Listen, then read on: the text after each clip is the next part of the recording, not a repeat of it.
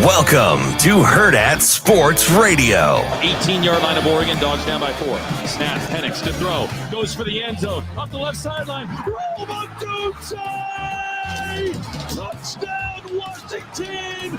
Fireworks shoot up out of the scoreboard. 1:38 to go, and the Huskies take the lead. A Heisman moment for Michael Penix. And Iyer, as the defender slipped down, has the catch and more. 30, 35, 40. It's a race down the sideline. Iyer being chased by Sanders. He's not going to get him. Eric Iyer just went 97 yards for a Stanford touchdown. JJ claps his hands, back to pass, Hoosiers blitz. JJ bails out of there right, looking downfield. He's going to find Colston Loveland wide open at the 30, to the 25, to the 20. Cuts back inside at the 10, to the end zone. Touchdown, Colston Loveland. Now the snap. Here's Milroe. Loads up long, looks, has a man wide open midfield, taking it to the house. Kobe, Prentice, touchdown, Alabama, 80 yards. USC's kick is up and away, and from the 1 yard line is Jadarian Price. 10, 15, 20. Cut back to the middle. 30. There he goes. 40, far side of the field. 50, far numbers 40, 30. It's a foot race. 20, 10, and he will win. Yes! Touchdown Irish. Good morning. Welcome into Hurrdat Sports Radio on a Monday. I'm Ravi Lulla. Andrew Rogers here. Yes! Yes! We're happy to be here. Some color commentators just, oh my goodness, they make me so happy. I love it. I love a Homer broadcast. Like, not when I'm listening to a game where I have a rooting interest, but just the calls afterward. You see them on Twitter or wherever. And the Homer calls of big plays are absolutely elite. He had Notre Dame money line. Oh, yeah. Like, I don't know if you've ever heard our friend at Hurrdat Sports here, Nick Baugh, if you've ever heard him on a Creighton radio call as opposed to a TV call. It's two different people. The way that he is able to separate his identity in those it's incredible. moments. Yeah. Like the fact that he can do TV and be totally unbiased and a straight up professional. And then he goes and does broadcasts on the Creighton network and just goes right back into because he sits down in the chair for a UConn, St. John's game, and he's just like, this UConn team is just absolutely special. They have X piece, and it's like, he has such an appreciation for Big East basketball. And then he gets onto the Creighton call, and he's like, Coach McDermott, I was talking to him before the game, and he just could not stop talking about Baylor Shireman and the way that he was practicing this week. He just gets so so excited. The energy behind it is just different. Even I'll give him a ton of credit because he'll do Creighton games on TV all the time and doesn't ever slip into Homer mode. It's incredible. I couldn't do it. Like if I was doing, I did a couple Creighton games last year on the radio and was full Homer. But by the way, no, not me. But I could not Couldn't have guessed that. I could not do a Creighton game and play it straight. There's no way. And I didn't even play there, and he did, obviously. So, no, but I love a Homer. I love a Homer call on a broadcast there. So we appreciate all the clips cut out by Shane there to get the morning started. Kind of a crazy weekend. There was a lot going on, which is started on Friday. Oh my gosh! Can I tell you how much I enjoyed waking up to that score? You woke up to it. I watched it. I'll be honest. I watched it the next day because I went to bed. I think it was at halftime. It was 29-0, and I was like, man, it's Stanford. Like, all right, whatever. Like, Coach Sanders, Colorado, they were due to bounce back here after a couple of rough ones against Oregon and USC. And so I just called it. I was like, I'm good. I'd been out at high school football all night. I was freezing. Like, I'm going to bed, right? I wake up the next morning to our work group chat just with like Stanford exclamation point. I was like, wait a second. I'm like, wait, that game was 29-0. What happened? So you go over to my app or whatever, and I'm like 46-43. What incredible. I gotta say, and people on Twitter were surprised by this, but I feel like I've been pretty open about how I feel about Dion. I could not have been happier. That was one of the most satisfying results of a college football game I think I've seen all year. I love to see him lose. I do too, especially, man, ESPN did a bunch of the screenshots of his face like throughout the game, and he basically where it started to where it ended. It was kind of it's kind of like before you get like really, really drunk by night's end, right? You start off really excited, right? You're like, all right, this is gonna be a great night. In the middle, you're starting to fade a little. Yeah, you and see by the hours end, go by. Like, you're like, why'd I do that to myself? Speaking of which, so I had a friend get married this weekend. Well, they got married. Did you document your drunkenness? We only had a few pictures, which is probably for the best. But so they actually got married back in March, and then they had their reception now, which is a thing a lot of my people my age are doing now, where they get married like in a very small ceremony, then they have a big party later, which I gotta say I love, because then you don't have to watch the boring part and you just go to the fun party. Okay, so I'm on board for that. I know you're getting married soon, so like, listen, just think about it. I mean, feel free just to show up to the after party. Who cares? I'm heading down to St. Louis. Watch out. But so I was at a wedding this weekend, and shout out to Nina, congrats. But just Nina, nobody else. Josh too. Nope, just Nina. Well, I've known Nina since like middle school, and I've only met Josh. Josh doesn't get a shout out. It's cool. We don't do shout outs on this show. Just to Nina. But so I learned, I've started kind of measuring my age and how long it takes me to recover from one of those type of nights. I don't know if you can hear it in my voice still. It's still a little I don't know if that's an age measurement. I just think it's once you're done with college, it's just all downhill. I'll be honest, downhill. Though, it's progressed as I've gotten older, right? I don't think I had my first hangover until I was like 27. What? 26, Did 27. You live? Like it wasn't like I didn't have a good time. It just, the body was able to recover. Well, yeah, because you were, you were lifting like 500 pounds. The metabolism was pretty good. And I'm sure you were just sweating out anything and everything. Probably true also. But I had my first real bad hangover, I think 27 years old. And then progressively, it's just gotten I can drink less and get more of a hangover. Yesterday, I was trying to make plans for the rest of the day, and luckily, this sounds terrible, luckily my wife was sick, so I had an excuse not to go anywhere. But sorry guys, she's sick, so I'm immobile. Yeah, I was like, no, listen, I gotta stay home, make sure she's okay, take care of things here. But it was a whole day thing. I was like, God, I am getting old. It is getting up there. I feel that way every day, and people are going to be like, Andrew, you're still in your prime, right? Not Deion Sanders' prime, but you're still in your prime. No, because you're not blowing a 29-point lead to Stanford. But you would never. I blew some different leads today or this weekend on the sports betting train. We'll get into those here in a few. But no, I just feel like alcohol has hit me different since I had gastritis. So I had gastritis. Okay. 2 years ago. Okay. 2 years ago, around Thanksgiving time, and it was just a lot of alcohol in one night. And ended up not like getting like a stomach pump or anything, but I ended up in the hospital a couple of days later because I just had stabbing pains in my side. And now every time I drink alcohol, I have to really limit how much I drink. Yeah. Because I don't know, if causes issues. It inflames or whatever.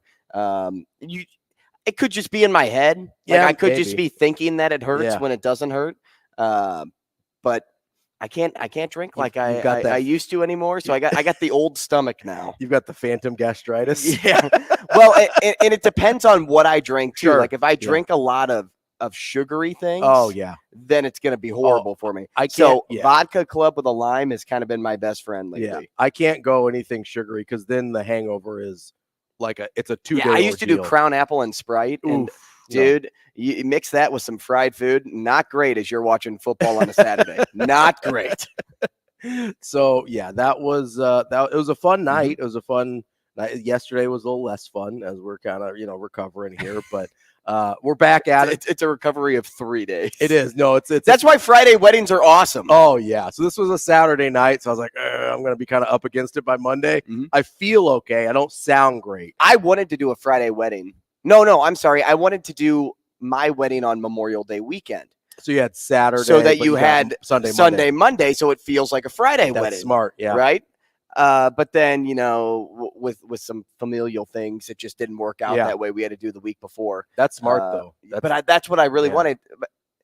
it's just hard sometimes because if you do it on Friday, then it feels like super rushed because everybody's working. Or they miss so the ceremony people like and trying to get out right. to work because we did a Friday wedding and it was good for us because we were off work already. But for everybody else, it was, hey, they got to rush home from work, they got to change, they get to the venue, whatever, and then so it doesn't. It's like, which one do you take? The lesser of two evils, right? So the perfect answer is the 3-day weekend Saturday wedding. Right, and so that's what I was aiming for, and it just didn't work out. But I also like the recovery time for that. Yeah, you need the because recovery time. Even my sister's wedding, I thought I was on the radio last Monday, and Avery stepped in into the seat, and I was like, "Oh, great! I got 2 days to recover now. I'll see you Tuesday, Robbie." I was like, "Buddy, just wait till Monday to come home. You'll be okay." Yeah, but over the weekend, I had a buddy in town, and he came through from Wichita, joined me for the UNL hockey games, which Shane was present at on Saturday. Shane, did you enjoy yourself? I did. It was a good time. A 2-1 game, and it was funny because I went up to the suite in the third period, which because Shane gets the royal treatment. Yeah, VIP. Yeah. And Shane's sitting on a step. There's multiple seats in this suite open, and he's sitting on a step next to Sauter, which made me laugh. I'm like, Sauter, you put your 2 kids in the seats next to you, and you couldn't give Shane one of them? I know. I agree, Shane. They're kids. They can sit on steps. But my favorite thing about Shane is, like, the whole time he was, like, practically recording the game, like, in the zone. Oh, like, yeah. When the Mavs were in the offensive zone, it was Shane on his phone, like, taking video. And then at one point, there was either a major penalty or a shot that like hit the post or something. And I watch Shane stop his record and scroll back and like watch it before anybody else got to see it. Like live instant replay. I think it was when you saw the major penalty. Or it was when the goal was because of the offside. Oh, it was reverse for offsides. That's exactly what it was. I love it. And so he paused it and goes back because they can't show reviews in venue. Yep. But Shane got it all on his phone. Worry, I got so it. I'm watching him scroll through. Did you see the offside? Was it offside? I didn't see it because if it was that guy was slightly out of camera. I mean, if that isn't a Shane moment, I don't know what is. Listen, he's always producing. Always. Content on content on content. You love to see it. Speaking of offside, oh my gosh. Uh-oh. So, we needed to make some money back this weekend. Okay. Like that was like the mindset after Friday. Struggling a little bit? After Friday. We needed to make some money back. And so I placed a bet on 4 goal scorers in hockey. Pretty outrageous, but also like not as crazy as you would think when you bet on guys like William Nylander, who has scored in like 2 of his first 4 games. Sure. And, you bet on like the McDavids of the world and things, but I kind of kept it a little looser. So I bet on Kyle Connor, goal scorer for the Jets. He ended up scoring at 3:00. So I only need three more in the 6:00 slate. Feeling good. Right. And of course, I had to bet on Jake Gensel, Omaha product. Have to. And he's playing when we're at the Mavericks game. Got he you. ended up scoring at the Mavericks game, not at the Mavericks game. While I was there watching the Mavericks, Mavericks game and actually working. I don't just watch. I work there too. Yeah, sure. Sometimes. And then the third leg of that was William Nylander, like I said. But the fourth one was Mika Zibanejad, which if you are watching on the stream right now, you can see Zibanejad, -9.5. Here's the first part of my story. So, I'm constantly checking. Then I'm doing a little MC work. I'm constantly checking again, doing some more MC work. And, I'm doing a hit at the very end of the game. And my buddy is streaming the game back in the tunnel, but I'm doing a game with the fans. So I come off the ice from doing that. And I come back and I just see him like this. Oh, and no. I go, is that a no. good forehead thing or because like this could be anything. Yeah. Right. Like, can you believe it? Or dude, you're not going to believe it. I would guess bad. That just my instant reaction was that's a bad one. He goes, that's like a soccer player just missed a goal. He goes, the Rangers were on a power play. Oh, no. Mika was on the ice. Kreider just went to slap the puck over to Mika. It would have come through the crease. Mika, wide open goal on the other side, hits the defenseman's skate, goes into the goal. Oh, no. And I'm like, oh, dang, you got to be kidding me. So that bet didn't hit. It was like to win like $850. Yeah. Doesn't that seem a little early for that kind of a bet? I mean, don't you want to wait like a month or so just to see how guys are kind of I based it solely off of what they did last year.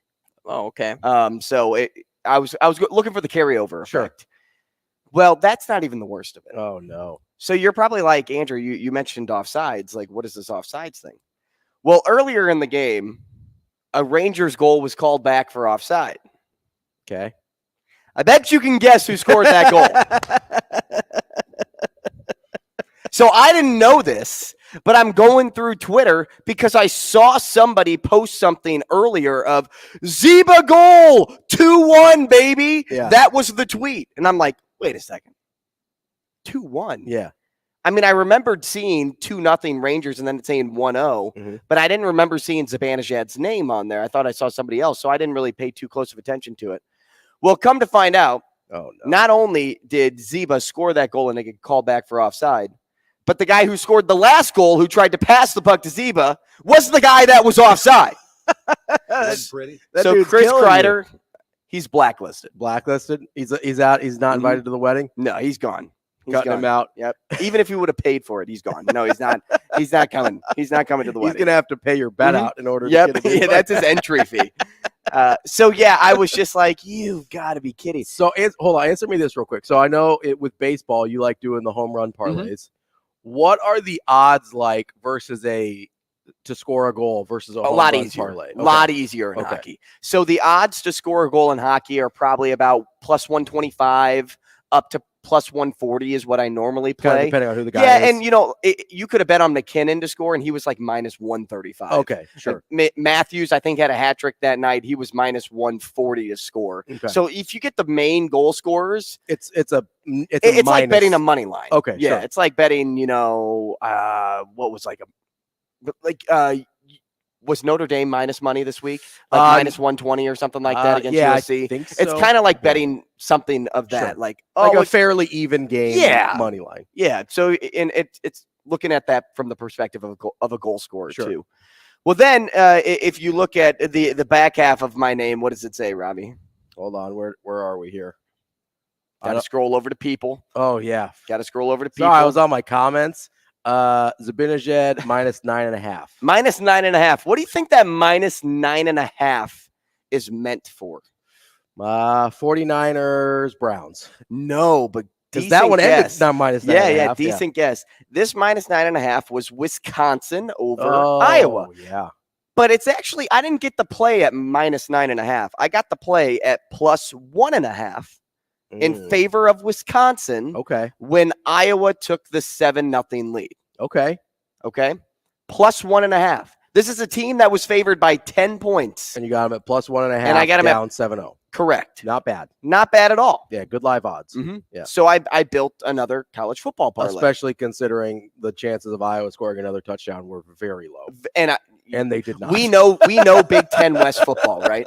We know how bad that Iowa offense is. Yes. If they didn't have a fluke offensive 80-yard play. Yeah, they can't sustain a drive. No. It's just, hey, that guy housed it. Like, okay, he got lucky. Yeah. It's either him or it's Cooper DeJean running a punt return back. Like right. that's the only offense or pick six that we see, right? Yeah. So I was like plus 1.5. Like this seems like a really good time to grab it. And then I parlayed like 5 other things in that bet.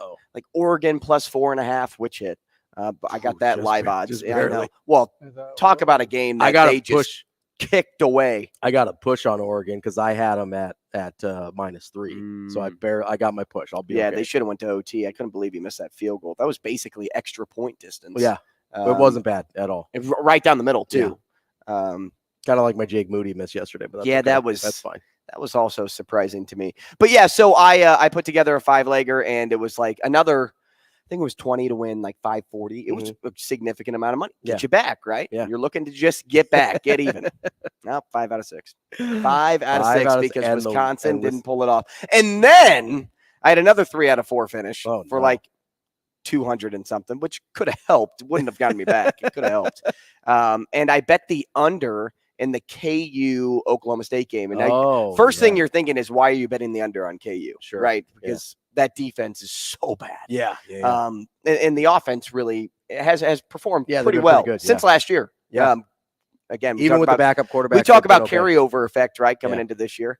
And no joke, the stat before the game was Oklahoma State in its last 13 drives hadn't scored a touchdown. Yeah, no, they've been really bad. So since the second half of last week's game, they didn't score a touchdown. So I'm looking at this and I'm like, the sharp play was on the under. I'm going to bet the under because somebody knows more than I do. Sure. Yeah. What was that? Was I incorrect? What was that number at? I got it at 55. And I'm going, what, 69? Yeah. I think, right? 69 or 71 or something crazy. 32, something like that? Yes. I believe that was spot on.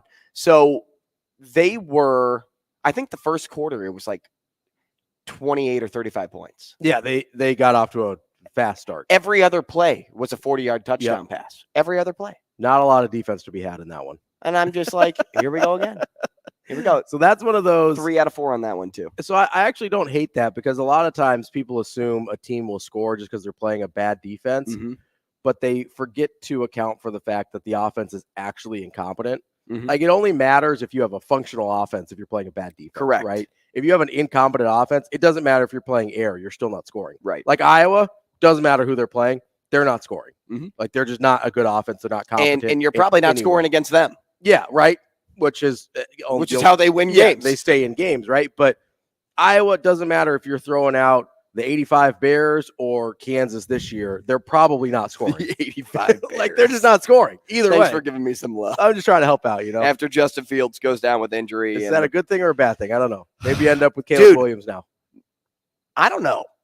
Like, first off, he doesn't want to play. And also, dude's not the Heisman. Like, let's be real. Caleb Williams is not the Heisman. No, I don't think And so. I think Penix did a really nice job in securing his spot in the Heisman race. Yeah, I think Bo Nix is still up there, but Penix did a better job of making a name Penix for is himself. really good. But is it Tyson Bagent? Is it Tyson? I know it's Bagent. Yeah. The backup quarterback for the Bears that played like D3 football. Yeah, D2, whatever D2 it is was. like Shepherd University. Shepherd College. Yeah, that's exactly where he played.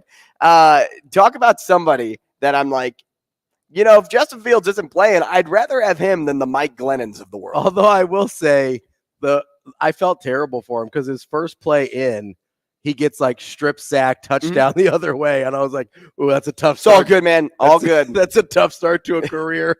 Yeah, he ended up scoring or throwing a touchdown. No, he ended up looking okay. Yeah. But that first play, I was like, oh, that's rough. He looked like a D2 quarterback on that play. Yeah. No offense to our D2 friends out there, but it's a long way from that to the NFL. It's a long road there. My boy TK on YouTube, got to stop betting against Iowa, AR. Always go under. I would have bet the under, but I bet it live because I got the plus 1.5 live. Yeah. The under already at that point was like 24. From 38 to 24. And I'm you like, still would have hit the under. Well, no one could have predicted Tanner Mordecai to leave that game, right? I'm not sure it would have mattered. We had backup quarterback galore in that game. Deacon Hill, baby. Not good. Man, he spells Deacon with 2 C's like he spells thick. He's a big boy. He's not a little guy. And we know he's not running many hills. He certainly isn't. All right, coming up next, we'll set up the show. We've got lots for you here today. A lot of college football, a lot of NFL. We're going to preview a tiny bit of NBA coming up later. We will do all that. We'll set up the show. We're going to play a little game today, too. New game. Game show host, MC Andrew Rogers over here. New game, and I'll tease it. It's called Shane's World. Uh-oh. Here we go. We'll got more of Hurrdat Sports Radio coming up next.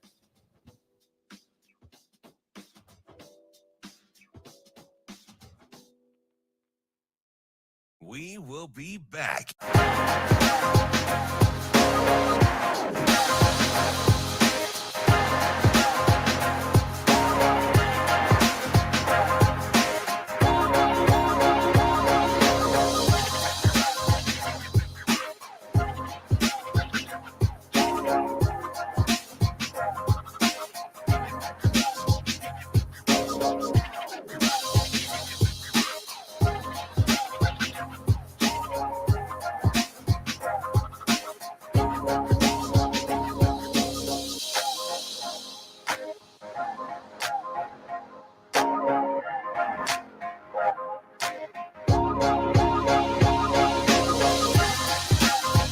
We will be back.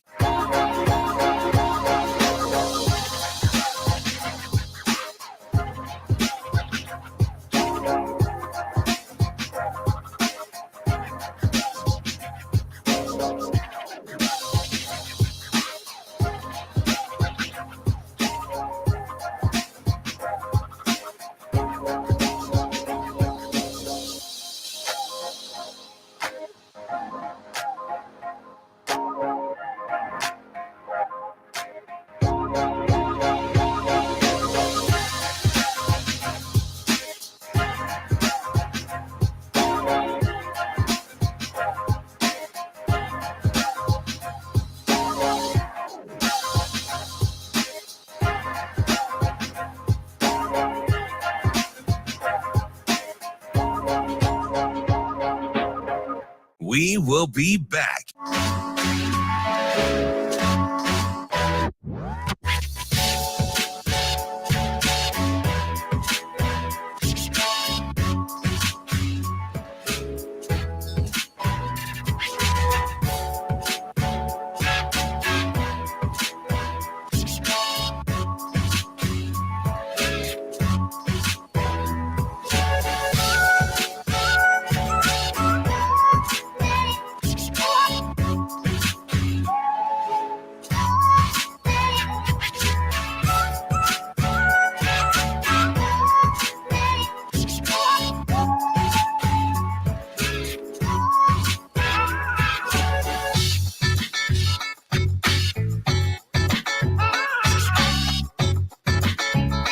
We will be back.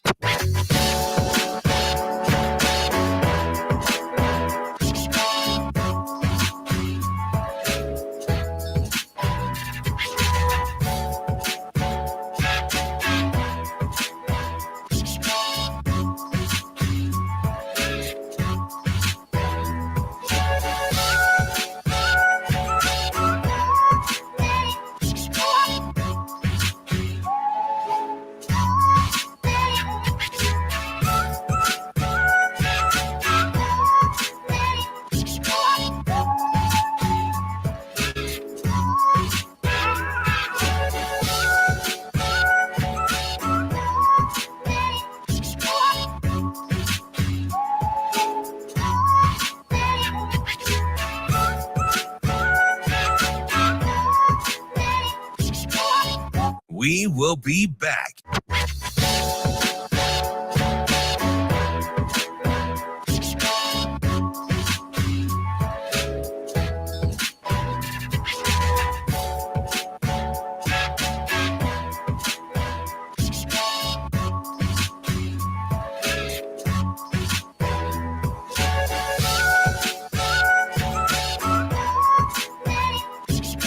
We will be back.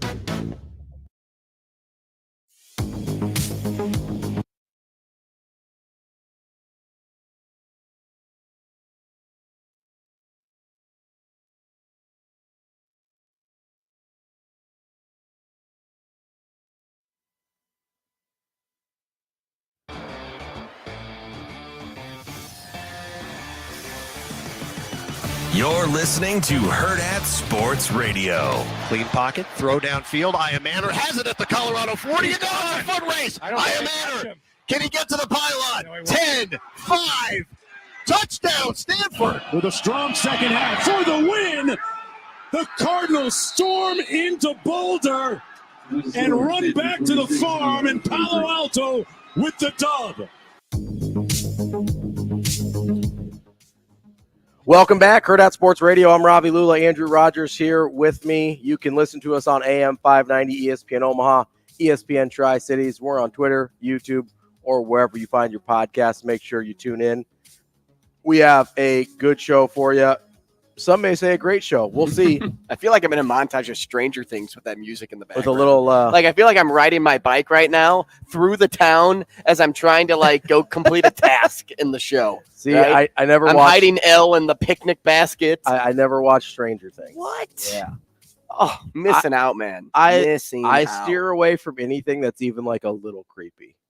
That's just not my vibe. Yeah, I understand what you mean. Yeah. So you're not a horror movie guy by any God, means, not then? at all. I'm so bad about horror movies. If like I think we talked Yeah, about we this. did talk about this I changed last the week. channel like immediately. Yeah, I like thought- I can't do thought it. that was more of a joke. No, but I that's guess a real this is thing. reality. That's a real thing. No, so listen, I think I've watched one horror movie in my life ever.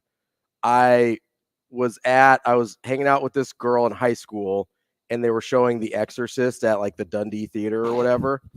And dollar movies? Or were they 50 cents back then? It was a quarter, but that's okay. No. Yeah. Back in my high school days, no. And so we went to this thing, and I get it's cheesy and the graphics are bad and whatever, and like there were literally people laughing. What in is the it, theater. like Scream? No, it's more serious than Scream. Okay. At the time, it was one of it was considered like kind of a pioneer in the horror genre, right? Like Final Destination. No. Also, I have seen Final Destination. I didn't think that was that bad, but it's just funny. Yeah. But The Exorcist like traumatized me. There is some. It is a little creepy. And so Watching I behind just you. couldn't do it. And ever since then, I was like, no, I'm out on horror movies. I don't care what the circumstances are. So you would never, ever watch The Conjuring? God, no. That's a great punishment sometimes, Shane. We got to write that down. I mean, listen, you can assign it. I'm not doing it. No, we're making you do it. We'll watch it here. I'll just close my eyes the whole time. I don't even care. That's what I do in movie theaters when like Never, creepy. No, you get a pop quiz, and if you fail, you watch Sinister. I'll fail that pop quiz too. I don't care.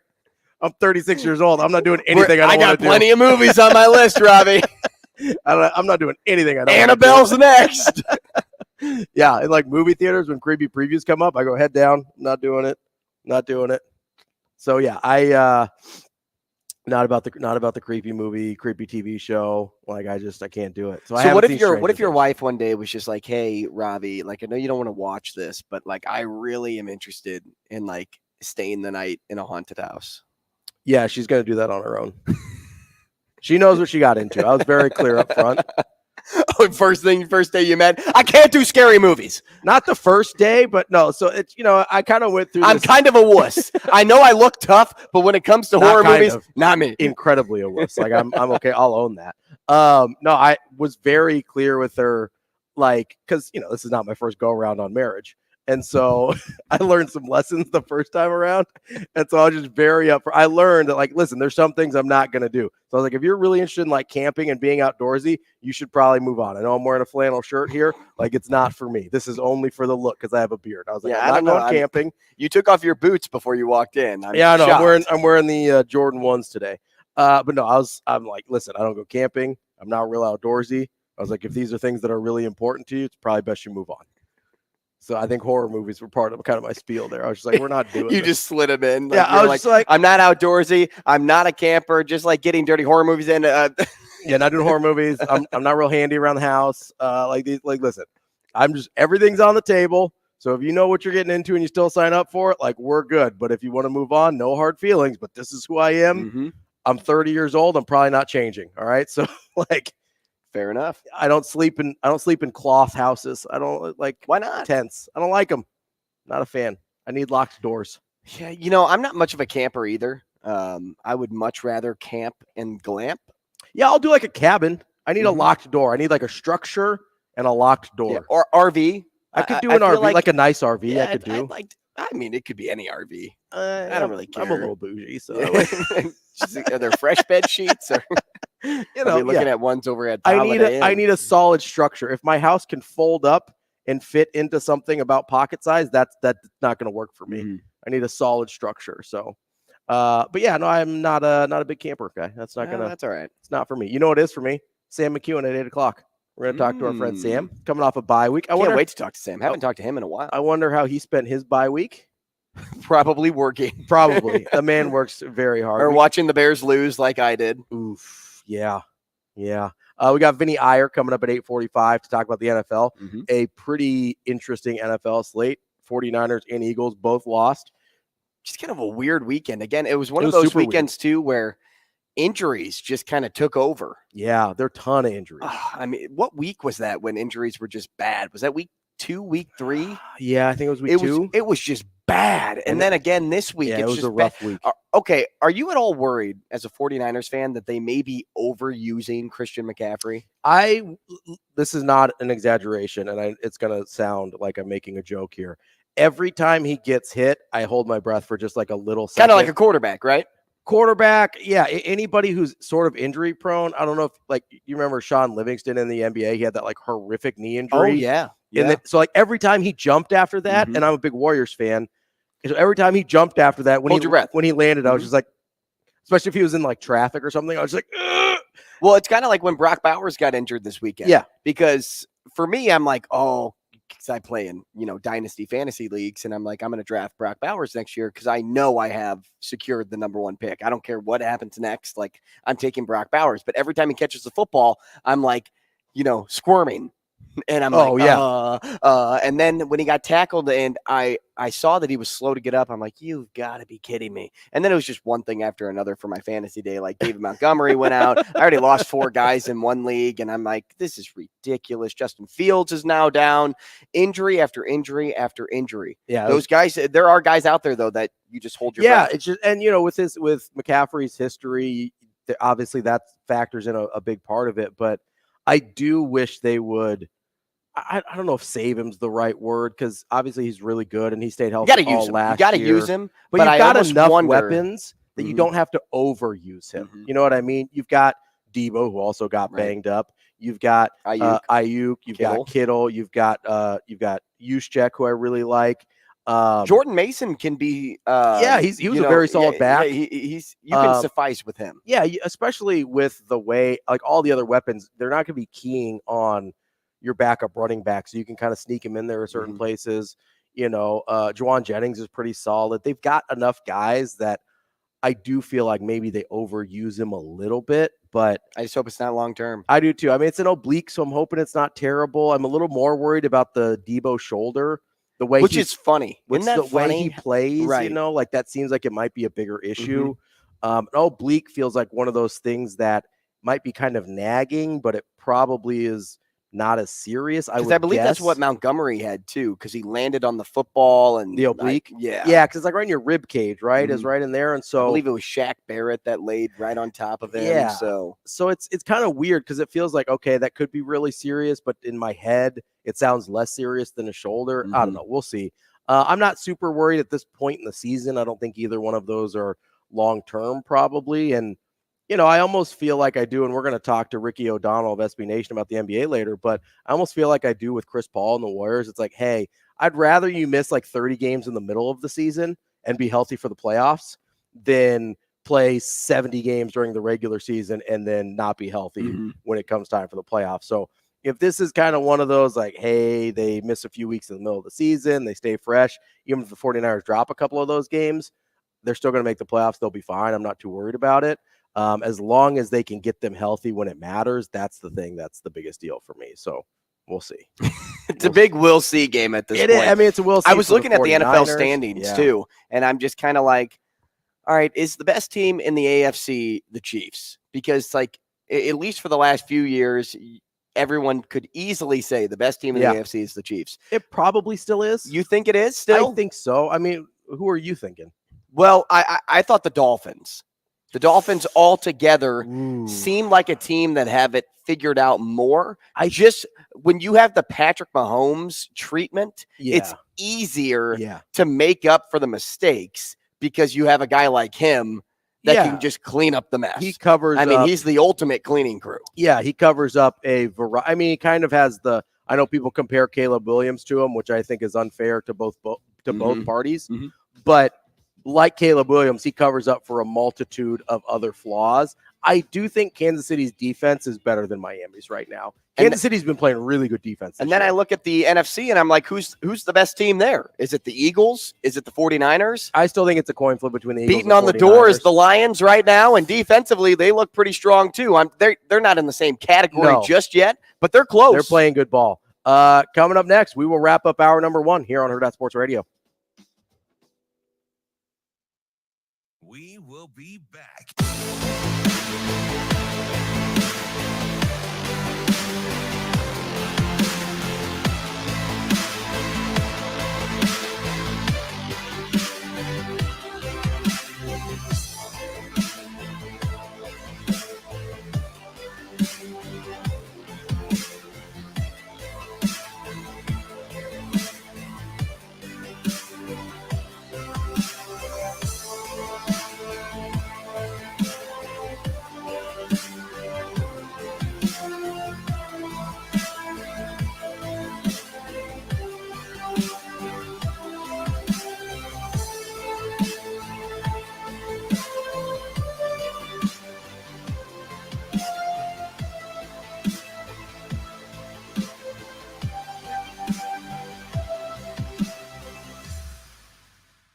We will be back.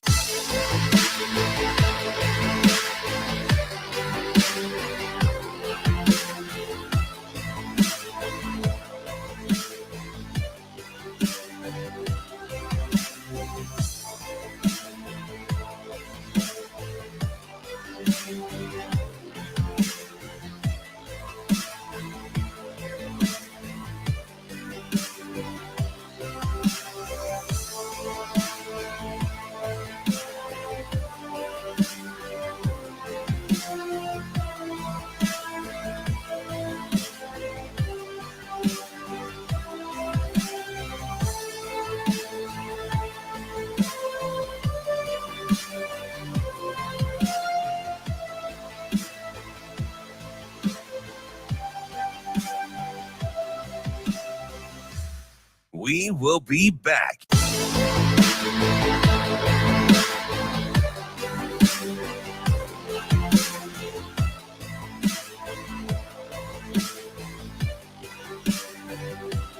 Timely kill from Tua Tagovailoa.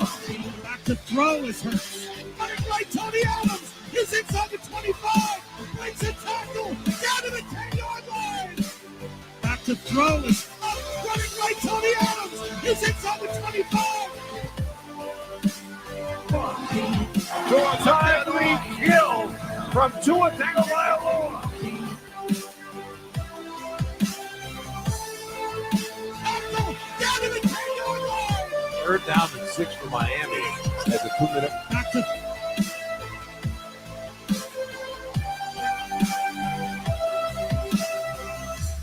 We will be back.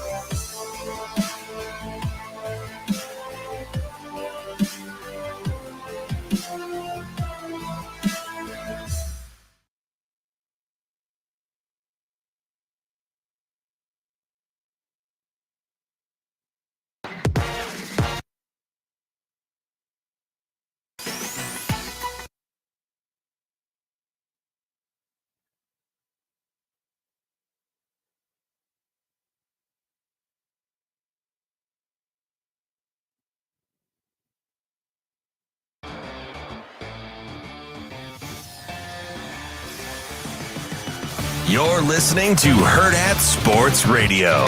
Back to throw is Hurts. Looks left, throws left. It's intercepted. Picked off. Running right, Tony Adams. He's inside the 25. Breaks a tackle down to the 10-yard line. 3rd down and 6 for Miami at the 2-minute mark of the second quarter. Back to throw Tua. Looking. Fires deep down the right side. He's got Tyreek. Touchdown Miami. Timely kill from Tua Tagovailoa. What was that touchdown song? I don't know. That sounded like I was going through an amusement park ride at Disney World. This sounds like the song that Team India is going to play when they win the cricket gold medal. Which just got approved. Yes, it did, baby. As along with, we were talking about this last week, flag football also got approved. I'm excited. I doubt we're going to see NFL players in there, although Tyreek Hill kind of hinted at maybe he would want to play. But I am excited. I think it's going to be fun to see flag football in the Olympics.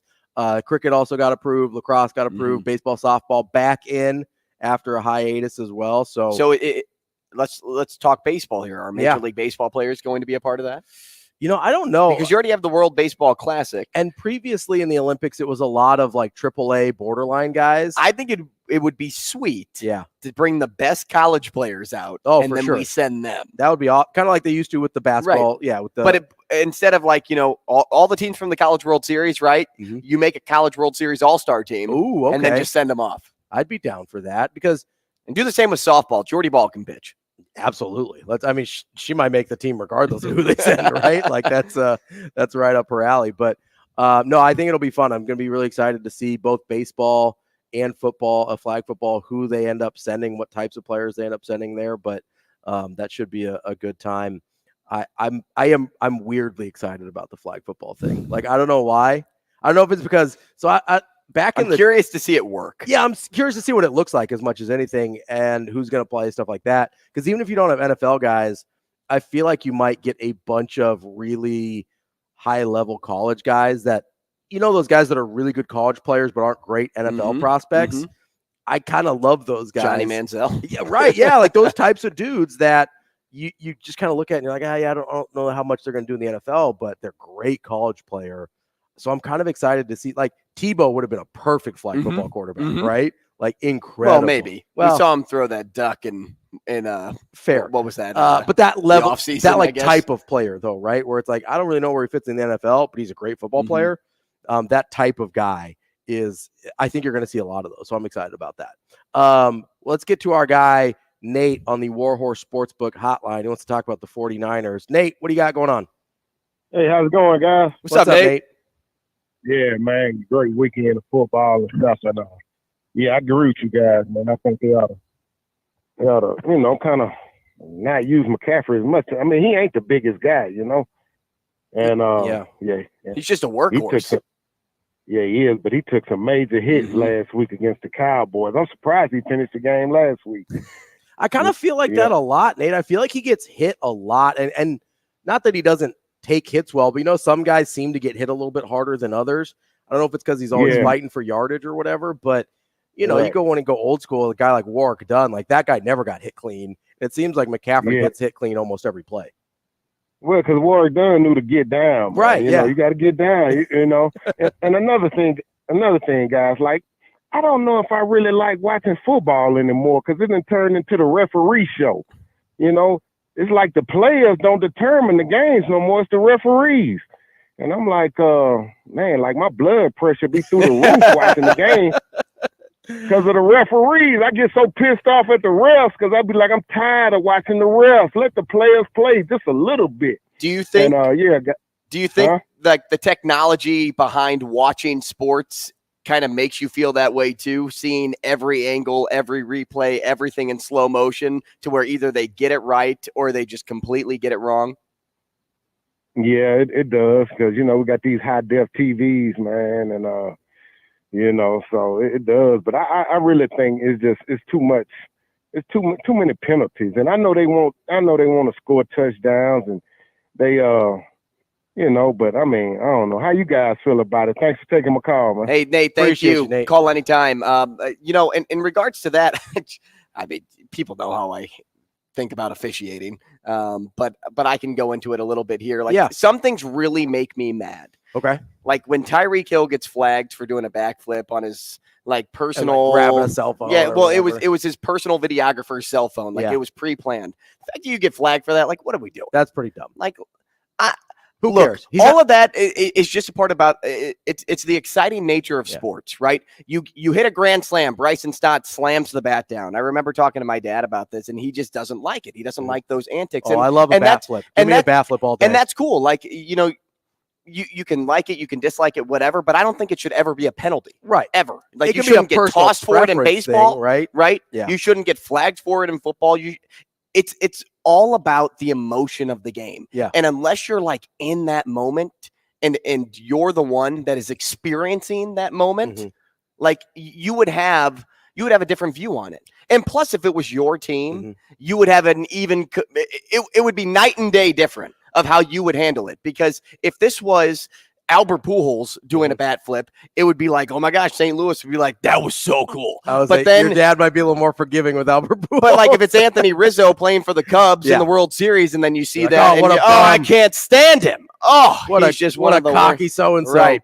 And I just think it's a different feeling. It's a different reaction. But let's going back to referees here instead of the family. Like internal drama that we start back and forth with one another, which is always fun. It's all good fun. For me, penalties should exist for two reasons: player safety, and to make sure the rules of the game are played correctly, right? That they're enforced and the game is played correctly. Penalizing Tyreek Hill accomplishes neither of those things. penalizing things like that don't help the game, right? It might just be like, oh, we want our players to act a certain way. It's like, well, listen, you want the game to be fun. You want to have fan experience to be better than it has been.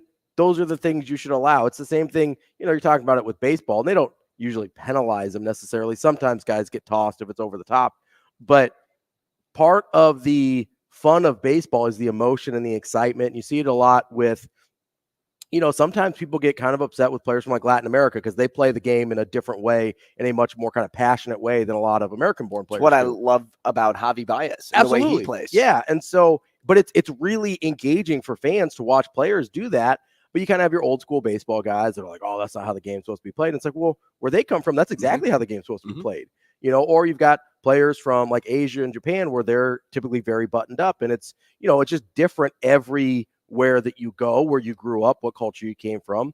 And so it's really hard to say, well, oh, that's not how the game's supposed to be played. It's like, well, sometimes it is. Like sometimes, depending on where you're from, where you grew up, and there's different parts of this country where you grow up differently and the game is played in a different way because of that, right? Like, oh, this is how we were taught to play. You're supposed to play with passion and excitement. And like, listen, baseball is more fun when the guys seem like they're having fun, right? Every sport is more fun, I think, when the guys playing seem to be having a good time. I like a little jawing back and forth. It just makes the game a little more competitive. Spirits are fired up. I know the arguments like, oh, these guys are going to get chippy. They're going to get into fights. It's like, listen, they're adults.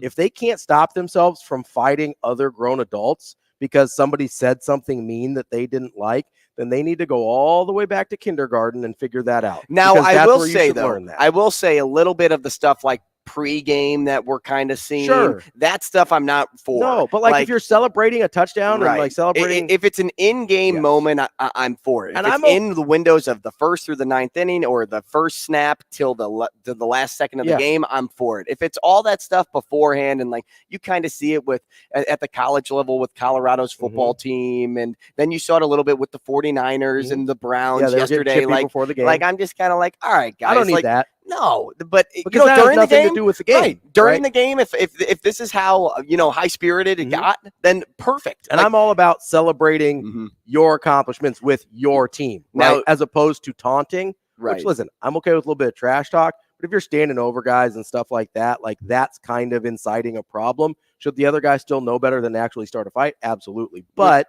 I understand that kind of thing getting flagged. But the Tyreek Hill thing especially is a great example of who does that hurt? That doesn't hurt anybody. He's not taunting the other team. You're throwing a flag to throw a flag. Yeah, he's not taunting the other team. He's not doing anything to incite a fight or anything like that. He's just celebrating his accomplishment with a member with a little creativity. Yeah, and a member of his team, right? Like I get it's not a Dolphins employee necessarily. But even if it was a fan's phone, you know how awesome that is for the sport? You know how great that is for the fan? Like they'll remember that experience for the rest of their life. But like the NFL you would be trending all over Twitter, all over Facebook, whatever. Let me tell you, who's one of the most memorable guys in the sport? Terrell Owens, right? Get the Sharpie out of the sock. Chad Johnson getting the cell phone out. You think we remember a lot about Chad Johnson on those Bengals teams if he wasn't doing the things he was doing? Like, come on, man. Like that's. I believe you mean Ocho Cinco. Oh my boy, it was Johnson at the time when he was Johnson at the time when he had the cell phone. Or like Joe Horn, I think, did one for the Saints back in the day. Like it makes the game more fun. In Major League Baseball, are you including when the pitcher throws the ball at the batter the next time up, as in part of the fighting? I mean, with throwing at guys is a little different because that does become a safety issue. Right. I get that and that's totally a safety issue. And I'm okay with that being part of the game. But, man, if you're going to throw at a guy, it better be mid-back or butt. And that's for one for sure. But two, there's different ways to stand up for your teammate in different sports. Absolutely. Right? Baseball is throwing it at that next guy. Yeah. Right. Hockey is attacking the guy that attacked your guy. Absolutely. Football's a little bit of the same. Yeah. Right.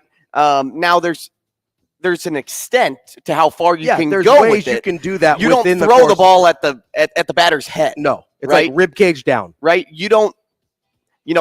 Take your skate and kick somebody. You're not trying to stab somebody with your skate, right? Right. You're not trying to blindside somebody after the whistle. But I think that goes back to being a teammate, standing up for your guy, because you can respect that. And understanding the limits of which the game allows you to stand up for your guy. Coming up next, we're going to talk with Sam McKewon of the Omaha World-Herald. Wonder how he spent his bye week and how he's getting ready for big old Northwestern. Coming up next on Hurrdat Sports Radio. We will be back.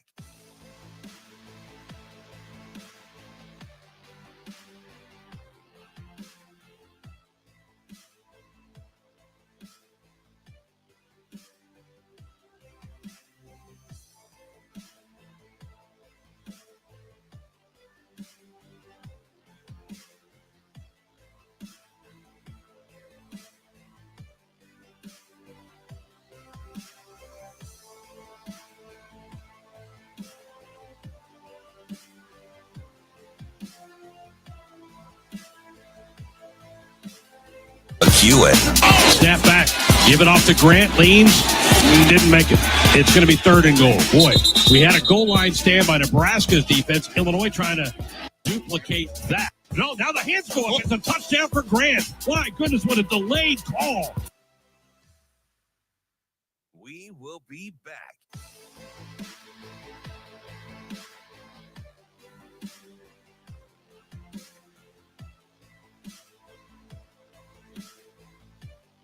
My goodness, what a delayed call. Here's a snap back. My goodness, what a delayed call. Here's a snap back. Zone read.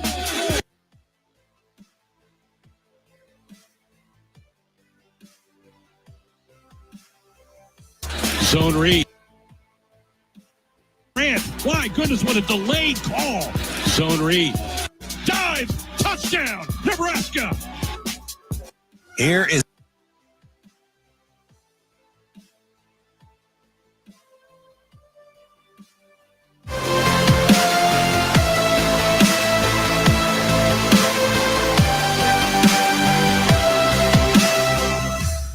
We will be back.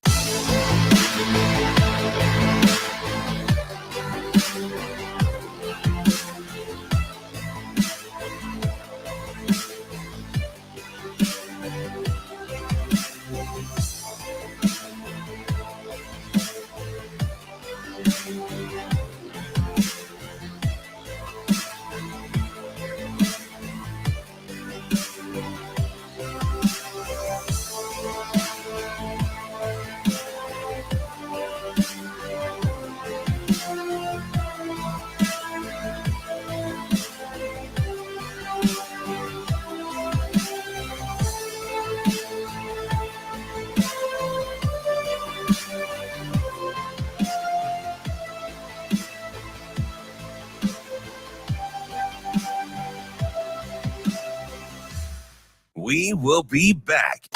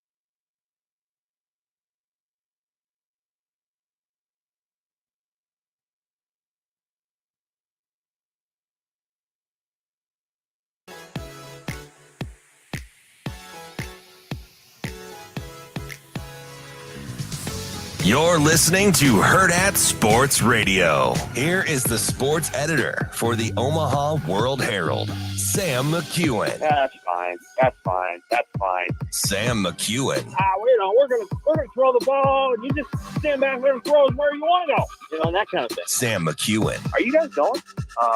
Sure. Now, Sam McKewon. Snap back. Give it off to Grant. Leans. Didn't make it.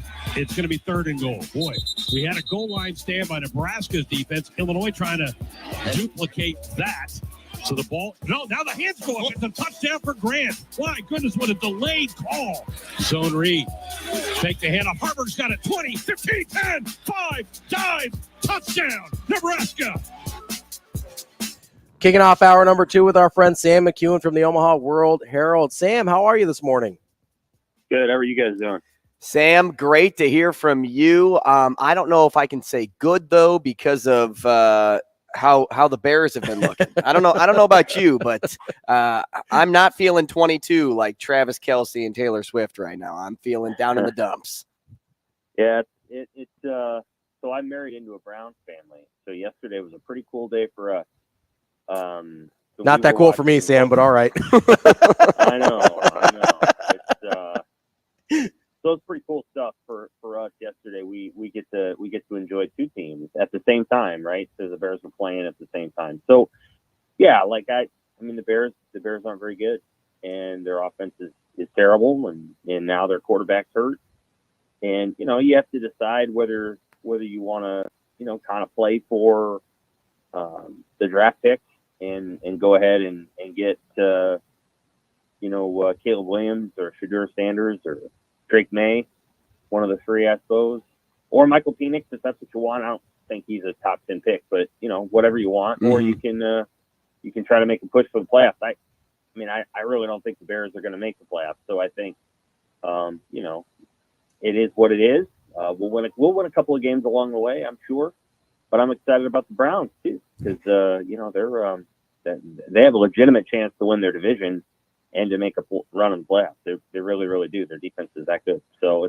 it was a mixed bag on Sunday for me. Sam, do you believe in the empty threats that Caleb Williams will only play for 5 teams and 5 teams only? I do. Yep. So you don't think he'll end up being a Chicago Bear then? Because that team obviously wasn't on the list. Right. I don't know. I mean, I think Caleb Williams, it depends on whether the Bears are able to get the ball moving on a stadium and, get out to the suburbs and play in the dome. I think if that happens, then the conversation will change really quickly. I don't know. Caleb Williams could probably do that if he wants to. That's kind of the way that professional sports is working. It doesn't, I don't know if it's going to fit exactly the way he wants, but there's a lot of players that think they play in the NBA now and imagine their ability to sort of shape and their trajectory. And very few players have been able to pull it off, but Caleb Williams might be able to do it. John Elway did it, and Eli Manning did it. So, and they won Super Bowls. So maybe Caleb Williams will get what he wants. Sam, do you think Caleb Williams is aware that if he wants to be drafted number 1 overall, that he's going to go to a pretty bad franchise? I do. Yep, I do. I think he knows that. For sure. I think you got to get what I mean, though. Like it's not like he's going to go to a great franchise going where he's going to go, right? Like that's just not an option. No, it's not. And again, some of the teams that he wants to play for aren't necessarily great. The Vikings are 2-4.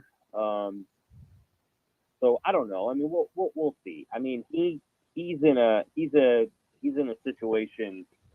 The Giants are awful too, right? So he's in a situation where he's surrounded by yes people.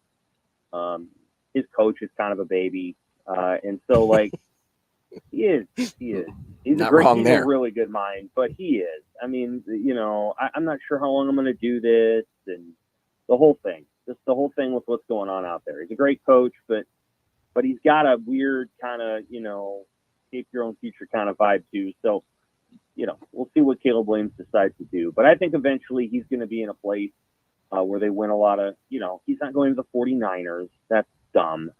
So like they'll figure it out eventually, and I'm sure he'll acquiesce to to some team or another that maybe isn't the perfect fit, but I don't know why he wants to go play for the Giants. I have no idea.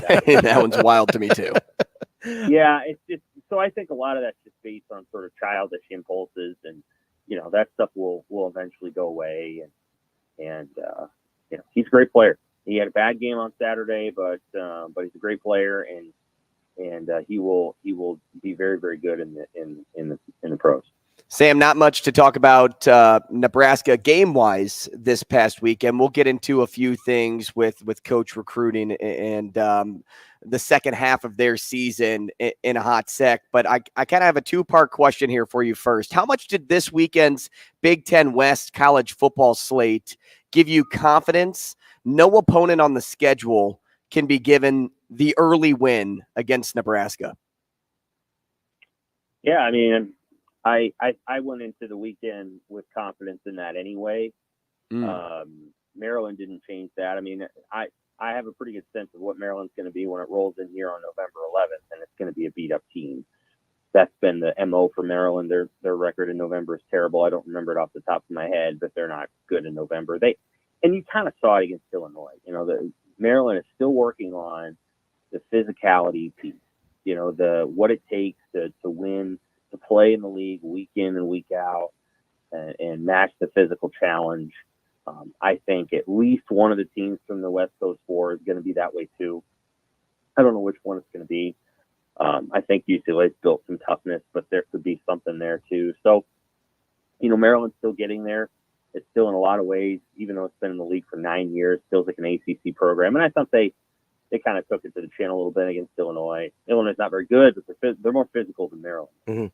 And so Nebraska will have a physical advantage when Maryland comes to Lincoln. They won't have a skill advantage by any means, but they'll have a physical advantage. The team that actually controls its destiny, and this is sort of goofy because they don't really control their destiny, but they technically do, is Minnesota. Now I think they still got to play Ohio State. So again, it's sort of silly to project it that way. But if Minnesota won out, I think they would win the West because they have all the teams left that need to be played. But presuming that Minnesota loses to Ohio State, which I think is a pretty good presumption, Nebraska controls its destiny. They control the whole thing. So if they win out and Minnesota does what everyone expects them to do, which is lose to Ohio State, Nebraska wins the West.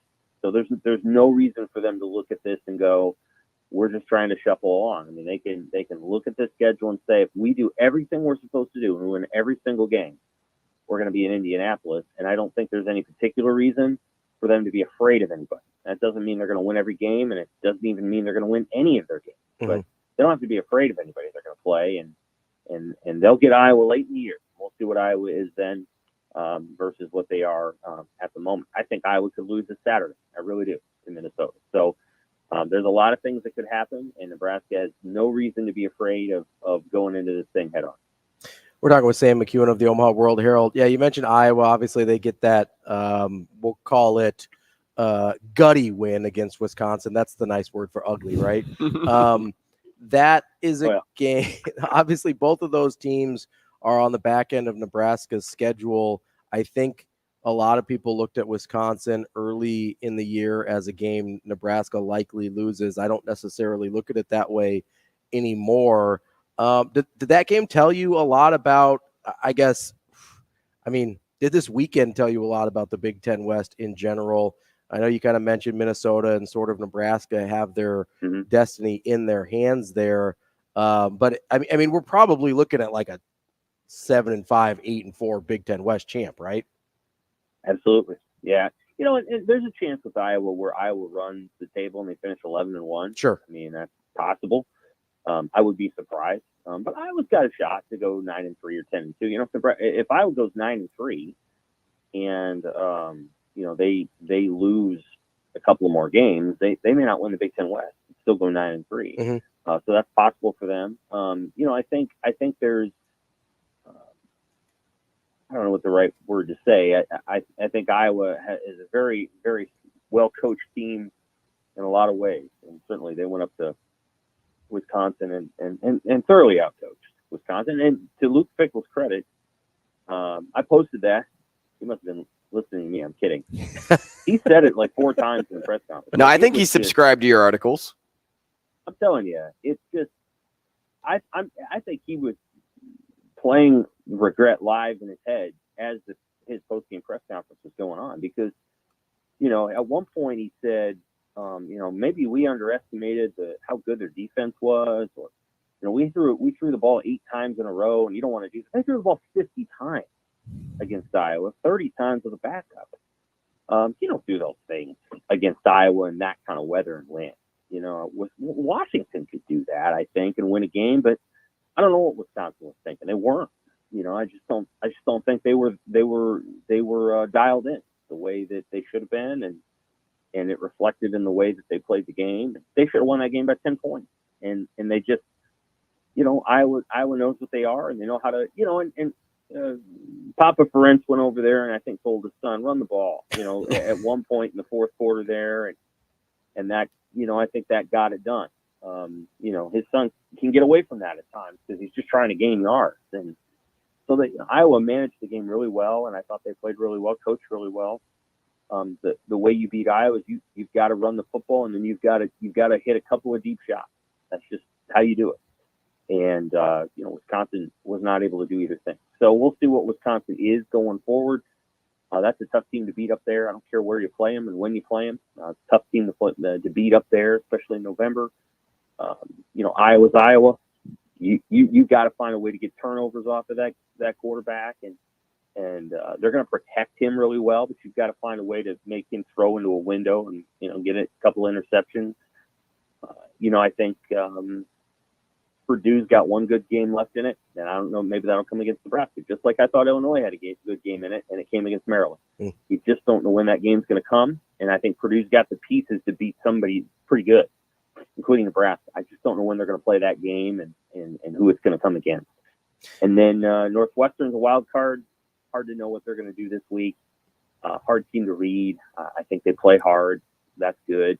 And then Maryland is what you're hoping with Maryland when you play Maryland is that you're gonna get a team that's beat up and worn down, so you can run the ball at them. And then Michigan State actually is very similar to Nebraska. You watch them play, and you're like, there's a lot of components here that seem comparable, but they are where Nebraska was last year. Their uncertainty. There's a lot of things going on. They don't know who their head coach is going to be.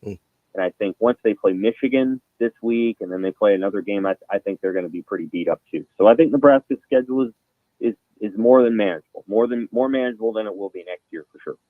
Sam, is there any part of you that's like, let's get Nebraska to 7-5, but maybe we let Iowa go take the beating in Indianapolis? Because I'll be honest, maybe that's a loser mentality, but I'll be honest, I've sat here a couple times thinking, Nebraska could go to Indianapolis. Is that really what we want to see, though, against a Michigan, an Ohio State, or a Penn State? I mean, has that thought process gone through your head at all?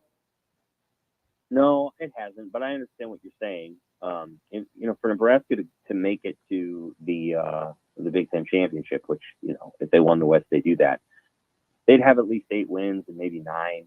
And you're putting yourself in tremendous position for a Big Ten bowl game. Mm-hmm. And I think that's where you want to be. Fair. Not that there'd be anything wrong with any bowl game, right? They'll go play in the guaranteed rate game at midnight in Phoenix if they have to. Sure. Especially if that's a Big 12 team. That'd be great to see Nebraska play in Iowa State or something like that. But what I'll say is that, if they have a chance to go to a New Year's Day game or something like that, of course you want that. I think if I was going to handicap it, I don't think Nebraska's going to be in that position. I think somewhere along the way they're going to lose a game. They shouldn't. People maybe don't think they should. Don't think that'll happen this weekend. Although I wouldn't put this game in the automatic win column. I think they'll be around 6 wins, and they'll get to that quick lane or that guaranteed rate bowl game. But a bowl game's a bowl game. They won't get any of them out of the house.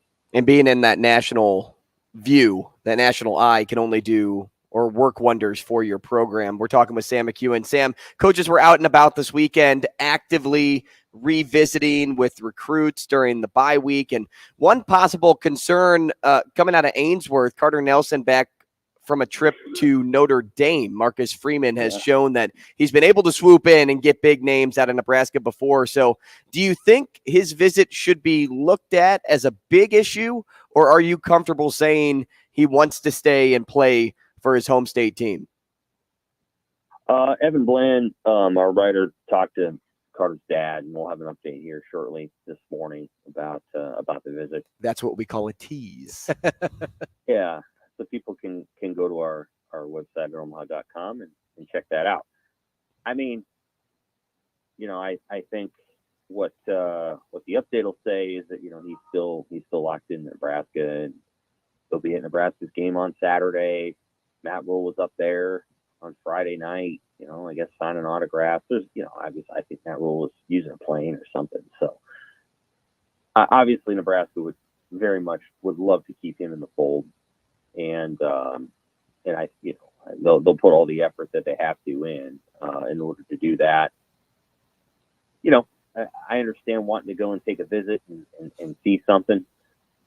Yeah, totally understand that. I think there's, Nelson is certainly capable of making his own decision and needs to make that mind up.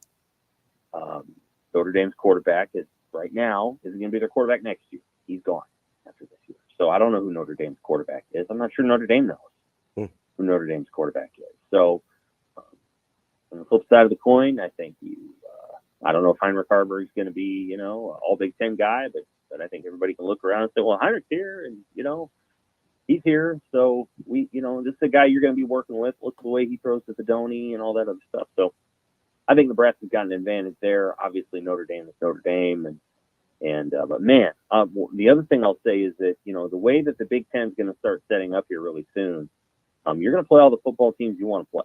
And so I think one of the things you can say to a guy like this is, next year you're going to play in the big house, or I'm not in the big house, in the horseshoe, and you're going to play at USC. Now, Notre Dame's going to get a play at one, but they're not going to play at both, and they're not going to play the schedule you're going to play.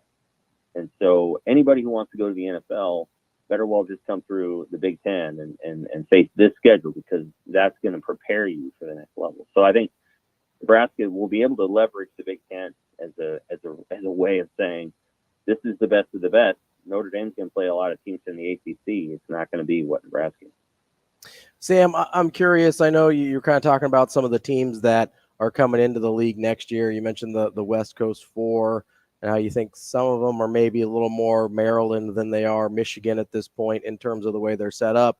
I was curious how you processed that Washington-Oregon game, which I thought was one of the better games just from an entertainment standpoint of the year we've seen so far. But obviously you got the undertones of both of those.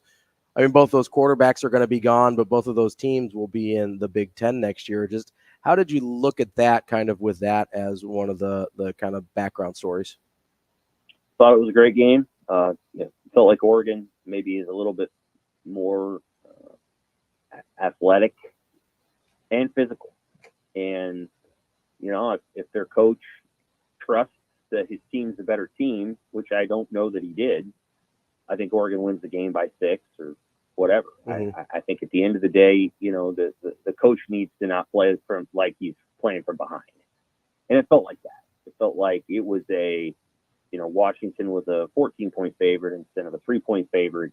I don't know. I just felt like Dan Lanning, we're going to play aggressive, and I get it. That's the whole Oregon mantra since Chip Kelly was there. But there's just a lot of times when you don't have to play up the underdog. And I think they kind of did a little bit, and it cost them, at the end when they should have taken the field goal before halftime. They should have probably taken the field goal in the second half. Probably should have trusted their defense more than, hey, we're going to go get 5 yards here and win the game. But that happened. I think Washington is really well positioned to be to potentially play in the college football playoff. They've got a great quarterback, and they can throw the ball all over the place.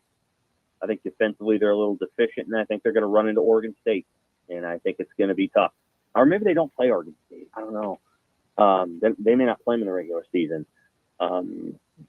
There's really 3 teams in that league, and we don't talk about the other one as much because, they're not coming here, and they don't maybe have the profile that there's 4 teams in that league. They do play Oregon State on November 18th at Oregon State. So, we talk about that league a lot. We probably don't mention Oregon State as much as we should, but they're really good. They're a really, really good team. And so they beat UCLA pretty handily. They lose at Washington State, hard place to play. That's a pretty good team at Washington State, though, too. They're pretty good. It's a great league. It's ironic that in their final year, they're the best league, and they are. And they were bad for so long, or subpar for so long, right?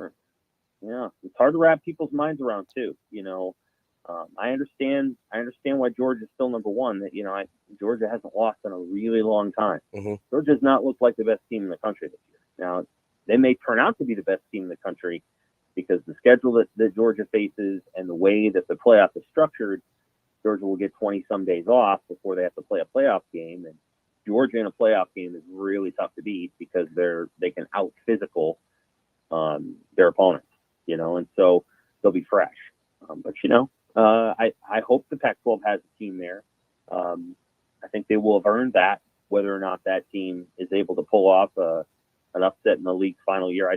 I don't know, but I think Washington and Oregon, that was a great game. I don't think Washington's going to be the same team next year when they come in here. I think over time they're going to have to figure out how to run the ball. I think it's going to be very hard to throw it 55 times a game and win. But Kalen DeBoer, I think, knows that, and I think they'll make that adjustment. Oregon, I think, is Big Ten ready. I think they'll come in and they run the ball really well. Oh yeah, they're a good team. They're good up front too. Yeah, they're very good, and I'm sure that coach who I like, he's going to kick himself. There was a couple, I think, games this weekend where coaching was just, I don't really know what was going on. And certainly in the Wisconsin game, and I appreciate it. And Pickle's I think he's a stand-up guy. He was pretty honest in post game about. But that was another game where you're just like, man, like what was Wisconsin doing? It helps you appreciate who Kirk Ferentz is, because again, you can laugh at them all you want, but man, they know how to win games, and they're really good at it. They rely on that punter. Why didn't Wisconsin go after the punter? I don't know. They were setting up returns all day long. Didn't make a lot of sense. Go after the punter. Don't let him kick the ball 65 yards. Let him kick it 43. And you get your so Iowa Gunners get down there, but he's not kicking at 65. But they let him do it, and it's like I don't know what you're thinking there. Like, that's the best punter in the country. He's going to be an all-pro. What are you doing? Letting him stand back there and just bomb it, which he did like 4 or 5 times. There's just a lot of different things. I just, Wisconsin will regroup, and they'll have a different plan, and they'll do something different. I think they could lose this week at Illinois. I mean, you talking to me about coaching advantage. I think Illinois has got very good coaches, and I think it's personal for Brett Bielema, and he is going to try to beat the brakes off of Wisconsin this Saturday. Sam McKewon, Omaha World-Herald. Sam, we appreciate your time, and we'll talk to you again next week. Thanks, Sam. Take care. That segment was brought to you on the Warhorse Sportsbook hotlines. Later on, we'll get to the Warhorse Sportsbook sports cleanup as well. Get to a bunch of stuff. It's been a busy weekend. Rush up. Even without a Nebraska game. So we'll have plenty to catch up on there as well. More at Hurrdat Sports Radio coming up next.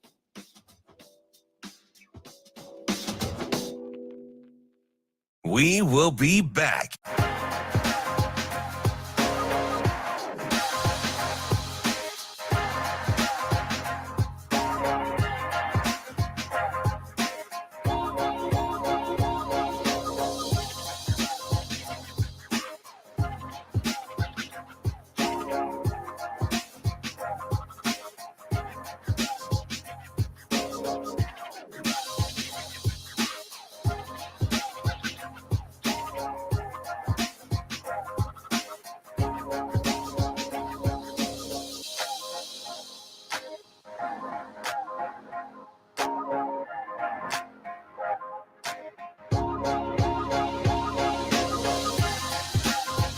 We will be back.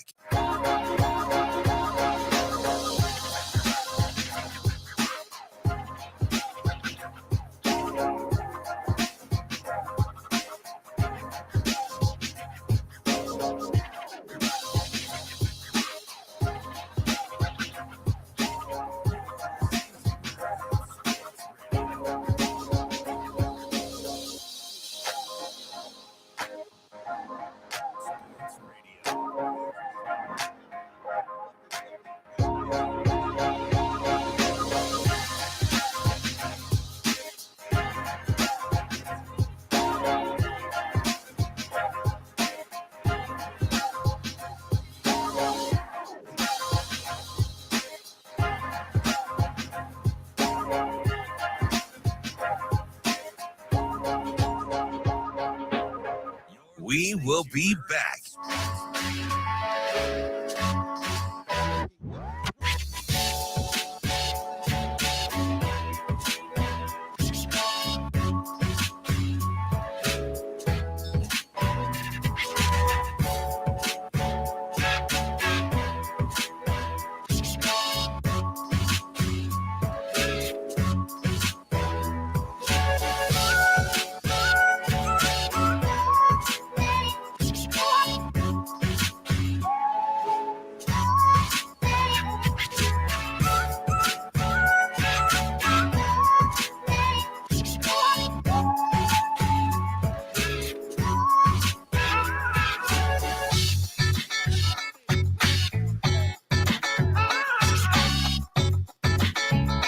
We will be back.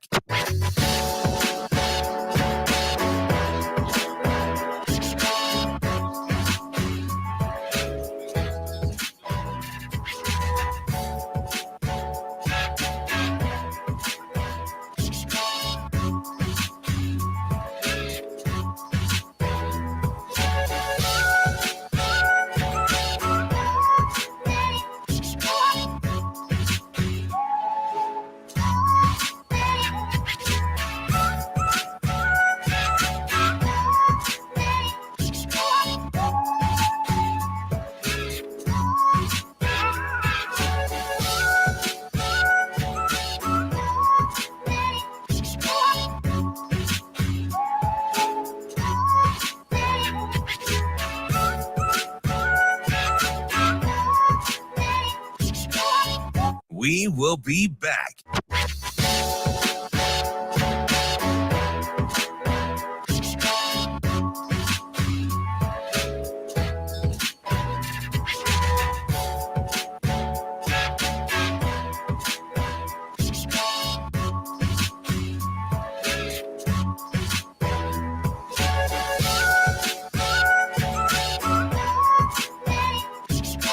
We will be back.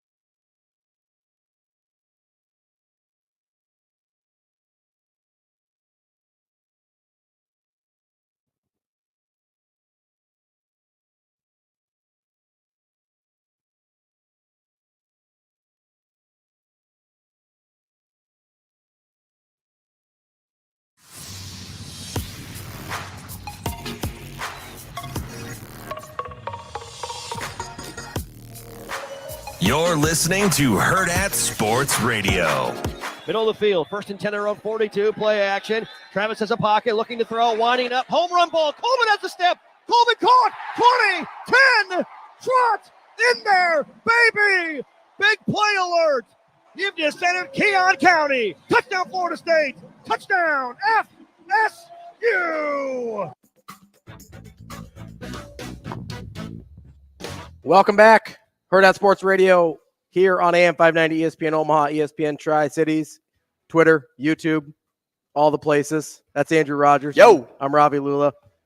That was Florida State, Keon Coleman. Where does that catch rank? And not that one that we heard. The crazy one-handed one over the middle. Where does that catch rank all time in catches that you've seen or watched or witnessed? It's pretty high. Because originally I thought he kind of corralled it with one hand and then brought it into the other, and that's not what happened. He caught it with one hand and then just brought it down, which was kind of crazy. You know why he was able to do that? Why is that?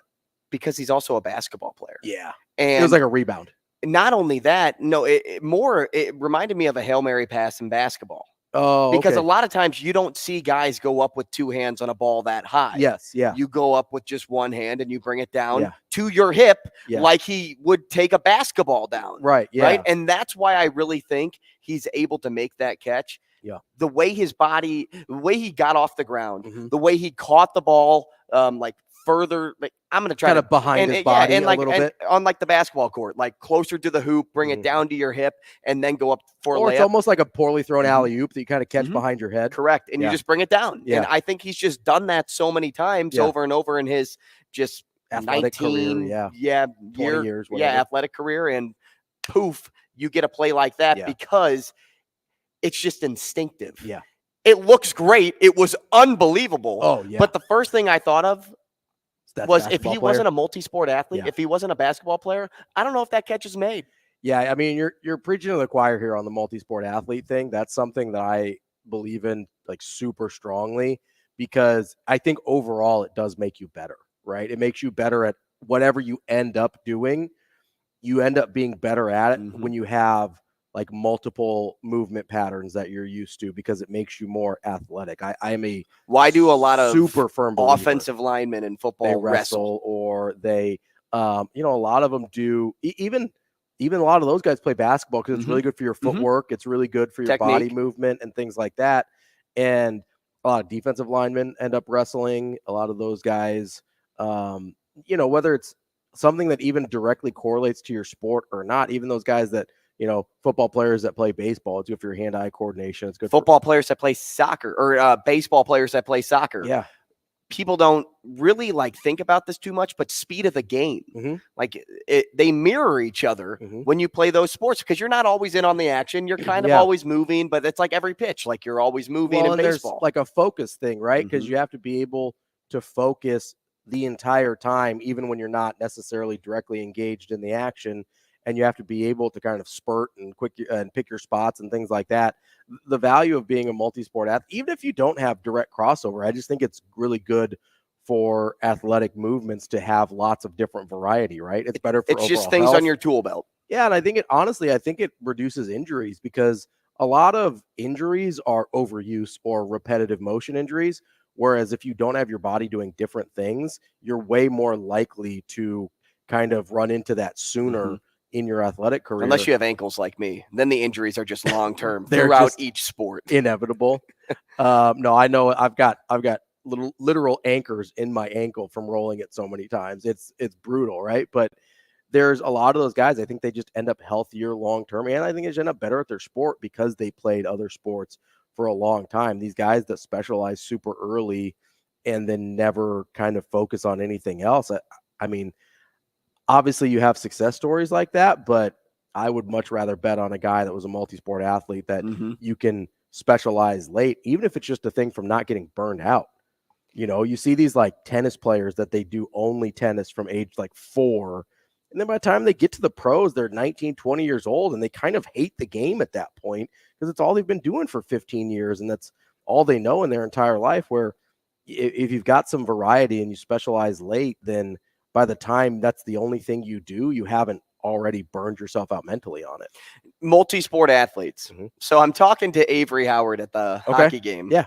And I don't know how we got on this topic, but she had told me that she grew up doing Taekwondo. Oh, sure. Yeah. And then I made the joke of martial arts are great for athletes. I know. I made the joke later on. I'm like, oh, who needs like a gun or a bat? Like whenever you marry that man of your dreams, because you're just going to be the weapon that he sends downstairs. Like, Avery, black belt, get downstairs. And then she told me she also danced growing up. Oh, sure. Yeah. And I bring that up because Ken goes dancing and martial arts for feet and flexibility. Absolutely. Like, those are two crazy and body sports. control, just overall body control. But I responded back to Avery in that same conversation of gymnastics, like gymnastic. And she's like, I was a gymnast too. I'm like, of course you were. Of course. Yeah. That's why you're D1 athlete. Right. Yeah. Yeah. But I, to this day, will always proclaim that I think the best possible, like the best athletes in the world are gymnasts. Probably fair. And the reason for that is from a strength point of view and from just a skill point of view. I just think it's like Simone Biles may be like the best athlete in the United States. Yeah, and I just think it's because gymnastics offers a different set of strength and skill sets that not everybody can do. And it depends on how you define athleticism, right? But I kind of define athleticism as body control, like at its base core, right? We think a lot of times it's, you run this fast or you jump this high or whatever. But that a lot of times is just a reflection of somebody's elite ability to control their body, right? And gymnasts, that's literally and their you entire have to be job. perfect. Yes. Like you make one inch of your body leans the wrong way and you fall off the beam, it's over. Right. So it's all about precision, precise body control. Right. And so, yeah, I mean, and you wouldn't think that gymnastics would have a big carryover to, like with Avery, she was a Division I soccer player, right? You wouldn't necessarily think like, oh, gymnastics, soccer, that doesn't make a ton of sense. Like maybe see it with dance and footwork and things like that. Have you ever tried controlling a soccer ball? It's not easy. No, it's not easy at all. But if you have elite control of your body like gymnasts do, then being able to control the ball as kind of an extension of your body becomes that much easier. So just on the multi-sport athlete thing, I am a huge proponent of that, especially through high school, right? At least through high school, like play multiple sports, because coaches aren't oblivious to that. Coaches that are recruiting you understand that, hey, if you played multiple sports, I genuinely believe your upside is higher than somebody who is, you see this a lot of times with the like quarterback recruiting, right? Where those guys hyper focus on like the 7-on-7 and they hyper focus on getting a QB coach and things like that. It's like, yeah, they might get a Division I offer in 8th grade, but how much better is that kid actually getting, right? Versus the guy that was playing basketball and football and baseball, and maybe he didn't spend every waking hour working on his mechanics, but then you look at him and say, hey, that's a great athlete, and he's already pretty good at the position. How much better can that guy get with some proper training and teaching there? So, no, I'm definitely on that page, and I wish more youth coaches focused more on that. And because, man, some of the youth coaches, and this is probably one of my biggest pet peeves with the youth sports environment in this country, is they get so territorial over their athletes and their time in their sport that they really don't even make it possible. If you want to play something at a high level, they really don't even make it possible to play another sport because they will monopolize all of your time. And then you get into this cycle of, okay, well, if I don't play at a high level in this sport, then I'm not going to get recruited and I'm not going to get noticed and X, Y, and Z, right? If I don't play the game. And it's really detrimental to the kids in their development because you're putting them in kind of a no-win position to not really get their skills the way you want them.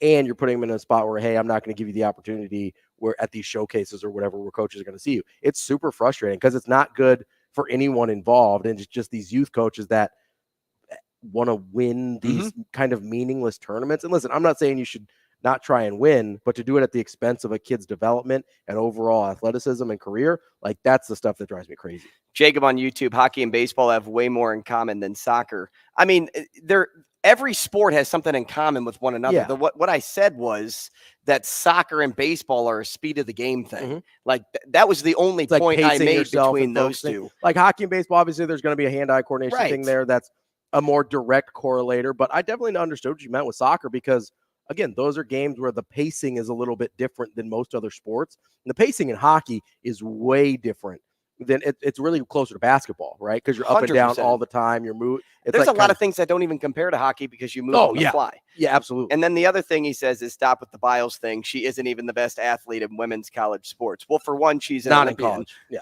she's an Olympian. Not in college. And two, she is going to go down as one of the best gymnasts in history. And she's going to go down as probably one of the best athletes in American history. And I don't think that's an exaggeration. All time, no doubt. Also not an exaggeration. If you've got a personal injury accident, you need to call our friends at Dyer Law. That's 402-393-7529 or go to dyerlaw.com, DYER.law. They have you covered no matter what you need. And we've got you covered. Wrapping up hour number 2 next on Hurrdat Sports Radio.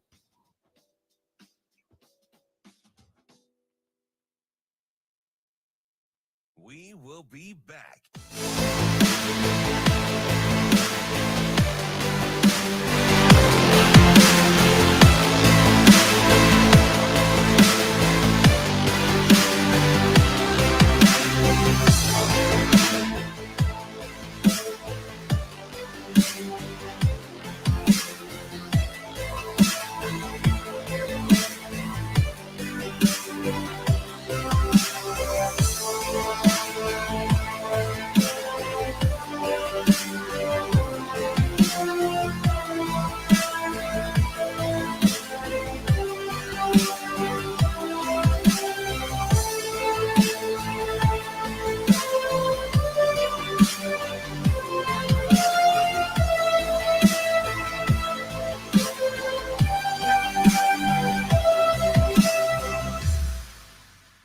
We will be back.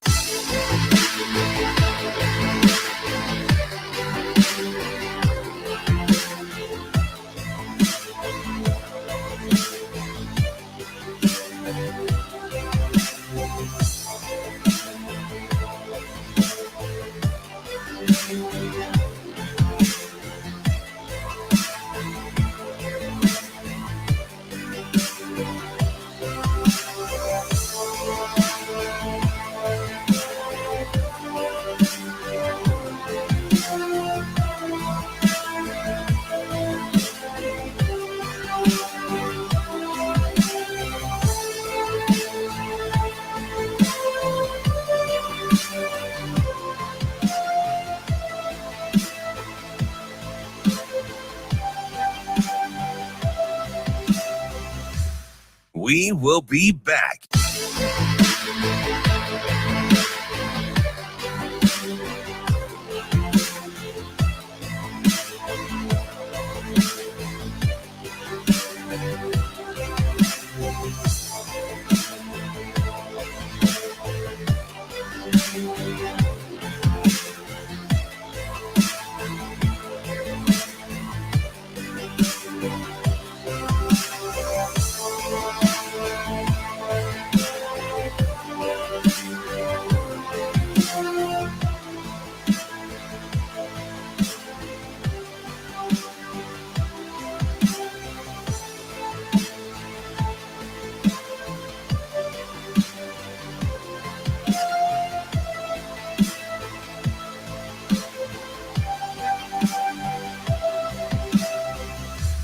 We will be back.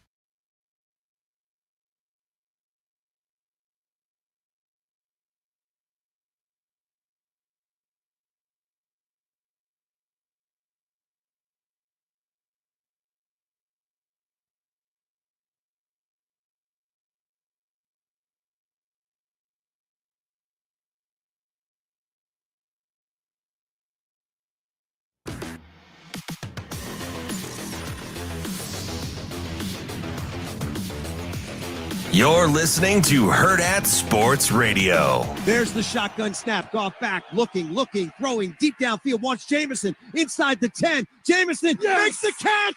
Touchdown, Detroit Lions. That's what I'm talking about. Here's the snap. Fakes the handoff, throws it into the end zone. It's incomplete.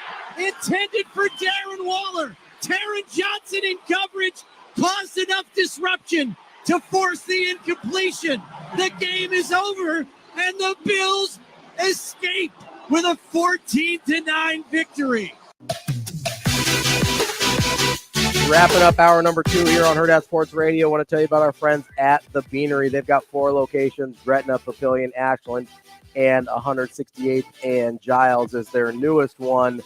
They roast their own coffee, locally owned and operated. You can get hot, iced, frozen drinks, and they've got some food items for you there as well.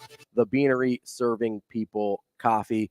Joining us now from the Sporting News, talk about the NFL, is Vinnie Iyer. Vinnie, how are you this morning? I'm doing well. Thanks for having me, guys. Vinnie, good to hear from you, man. NFL this weekend was weird. As I told Ravi, it felt like either, I can't remember if it was week 2 or week 3, where injuries kind of just overshadowed gameplay. Did you happen to think the same, or is this just kind of, the NFL season this year in 2023? Well, I think it's the midseason is always about survival mode. You're going to have attrition, and you're going to pile up guys that played a lot of games. You're going to get a better understanding of identities of teams, and what you're having now is the rash of backup quarterbacks, right? You had a couple more go down, Tannehill, Jimmy Garoppolo, Justin Fields. I mean, This is what happened last year when we had a record number of quarterbacks starting games. And this is why teams have been drafting depth like crazy. You have not just one option, 2, 3 guys that they can pick up off the waiver wire with Deshaun Watson already out. So it just adds to the pile of these quarterbacks not playing. It started with Aaron Rodgers, and that's continued. Now you have Christian McCaffrey and Justin Jefferson who play fantasy. Those are the top 2 picks. It looks like they're going to miss some time as well for the near future. So it's been rough out there. So it's just about survival in the middle of the season. And sometimes this is where it pays off if the team practices hard and stays ahead of things. And this is why probably the Chiefs are in always good position because, look, their injury report is pretty thin at this point. And I think part of it is because they practice hard and maybe they don't do this side training that sometimes can hurt you with a hamstring or something like that. But I think it's paid off to be at that level. So some teams approach differently. The Rams take it easy with their players, but we know it can go either way with the injuries. So I think you just have to commit to something and know your team. And unfortunately, this is just going to pile up no matter what you do because the game is so physical. And we know as you save mileage throughout the season, it's only going to get harder to stay healthy. Hey, Vinny, I think we've got a bad connection on our end. We're going to try and reconnect with you here in just a second. Shane, if you want to try and dial Vinny back. Hang with us, Vinny, please. So, yeah, it was hard to hear him there, but he was kind of talking about some of the major injuries. Obviously, he mentioned Justin Fields, Ryan Tannehill, obviously a lot of the backup quarterback situation.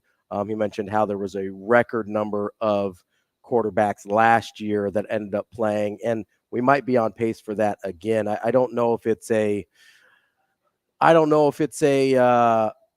it's kind of weird because they've tried to protect the quarterbacks more than ever, and yet we're seeing them injured seemingly more than ever as well. I'm not really sure what the reasoning behind that is, but we've got a better connection. Hey, Vinny, you there now? Yeah, I'm here. Okay, beautiful. That's much better. So, Vinny, you were talking about how we'd kind of seen a record number of quarterbacks last year play, and it looks like we might be kind of in for the same thing this year. Do you find that odd at all? Because it seems like the NFL has sort of gone out of their way with the way the rules have been structured and things like that to kind of protect the quarterbacks. Why do you think it is that we're still seeing so many quarterback injuries?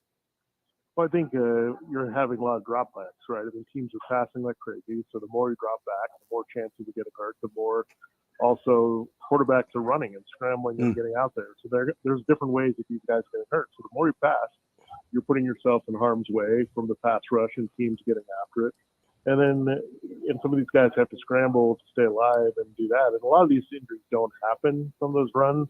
They just happen from just the wear and tear of taking those hits. If anyone saw the quarterback documentary on Netflix with Kirk Cousins and Patrick Mahomes, there's just one episode dedicated to how much these guys get crunched week in and week out and how much it takes just to get on the field the next week, even if you're completely healthy. So it's part of the way the game is. It's fast, furious, and that's what you're seeing. And look, the attrition, you just have to survive it.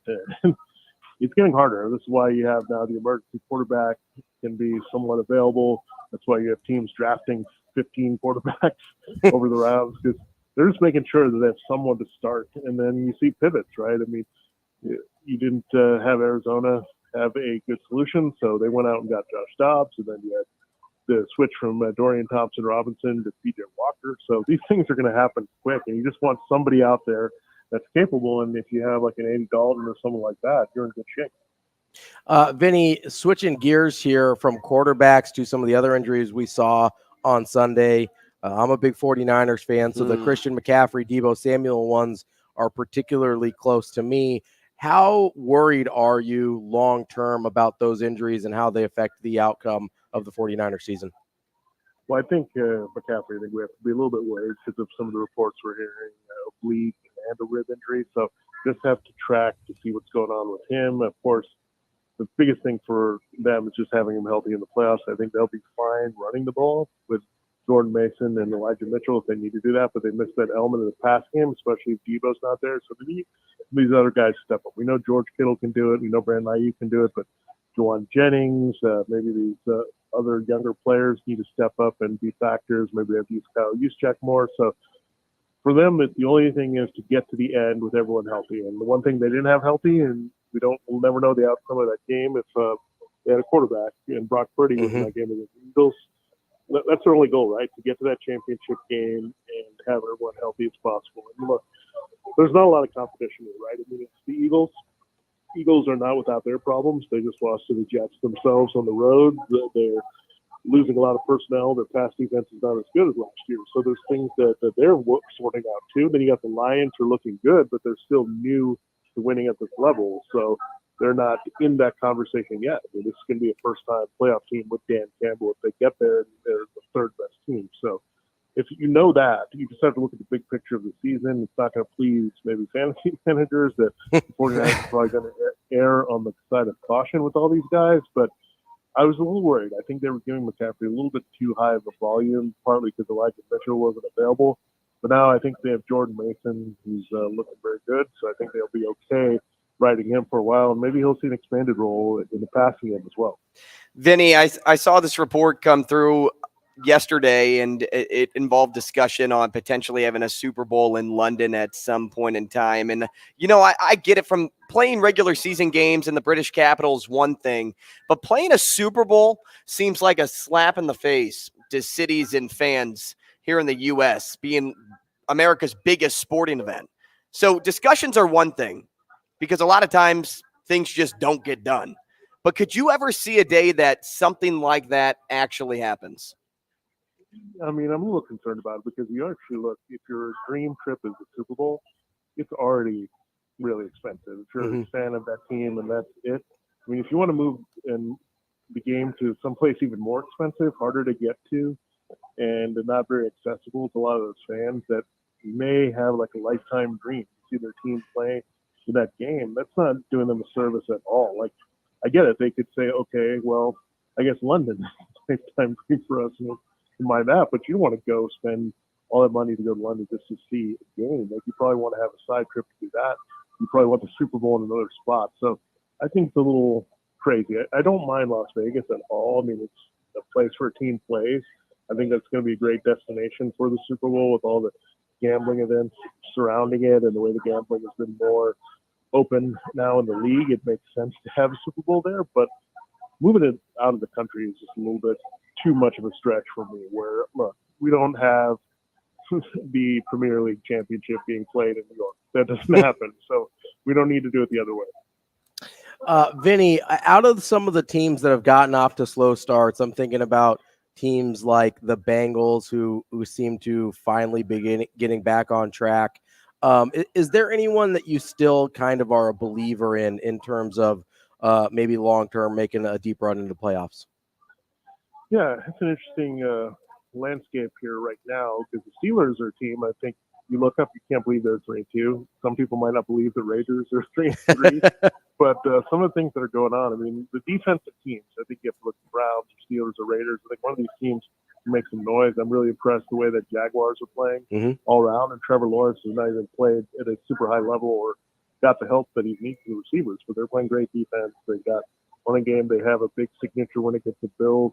So I think you look at the Dolphins, they can be slowed down by better defenses. So something to look at this week. It's a great game.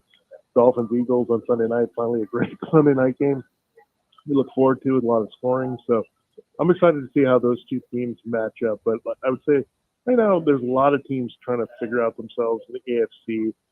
I think the Steelers, I just don't sleep on them because Mike Tomlin always seems to figure it out. They learn how to win.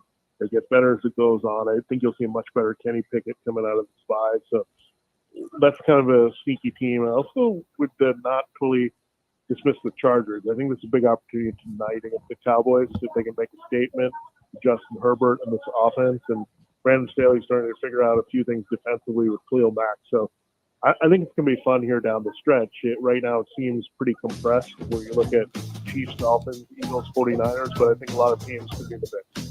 Vinny, we got about 15 seconds here. A quick one. Could you see a scenario in which Bill Belichick gets fired midseason?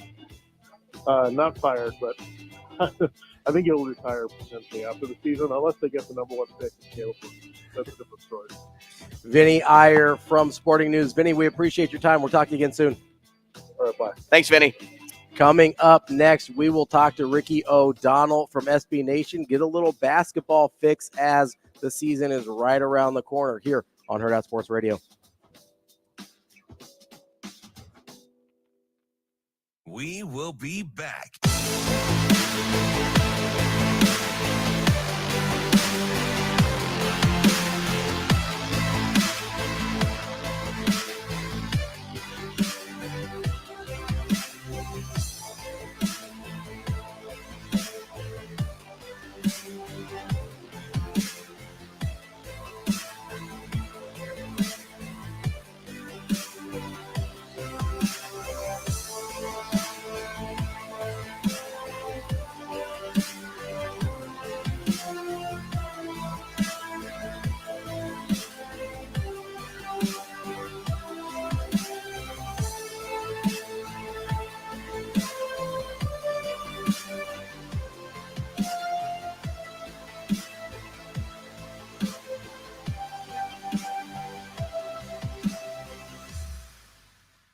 We will be back.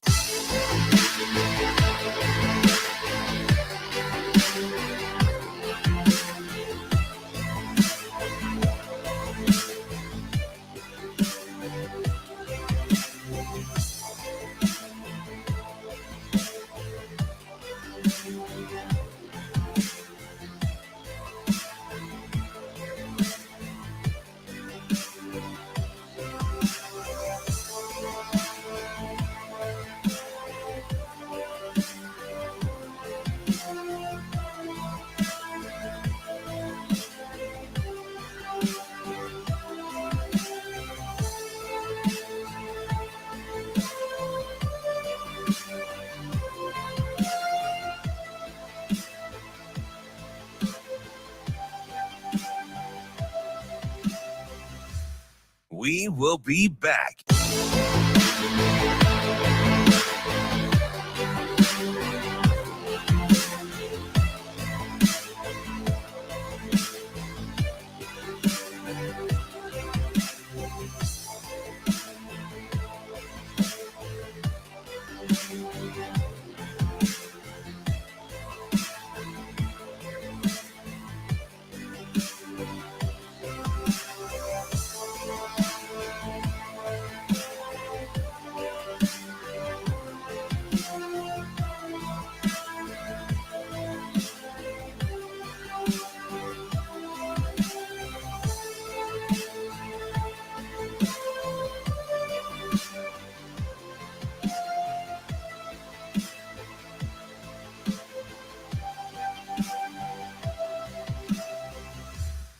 We will be back.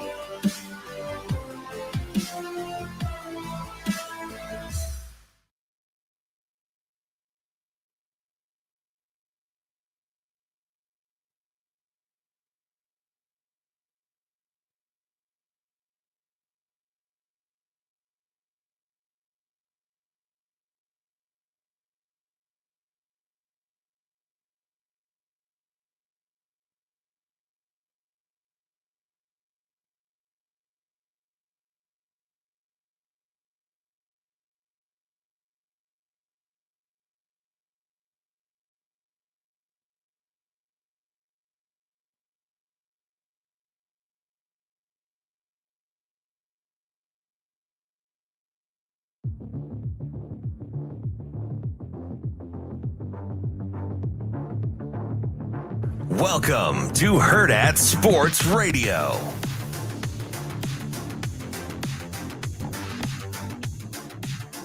Kicking off our final hour here on Hurrdat Sports Radio on AM 590, ESPN Omaha, ESPN Tri-Cities, and KFOR for this third hour in Lincoln. We're brought to you by our friends at Alumni Hall, which is your ultimate Husker shopping experience. The best and largest selection of apparel for the whole family, whatever you need. And, of course, they've got their hall pass rewards, so you can earn cash back as well.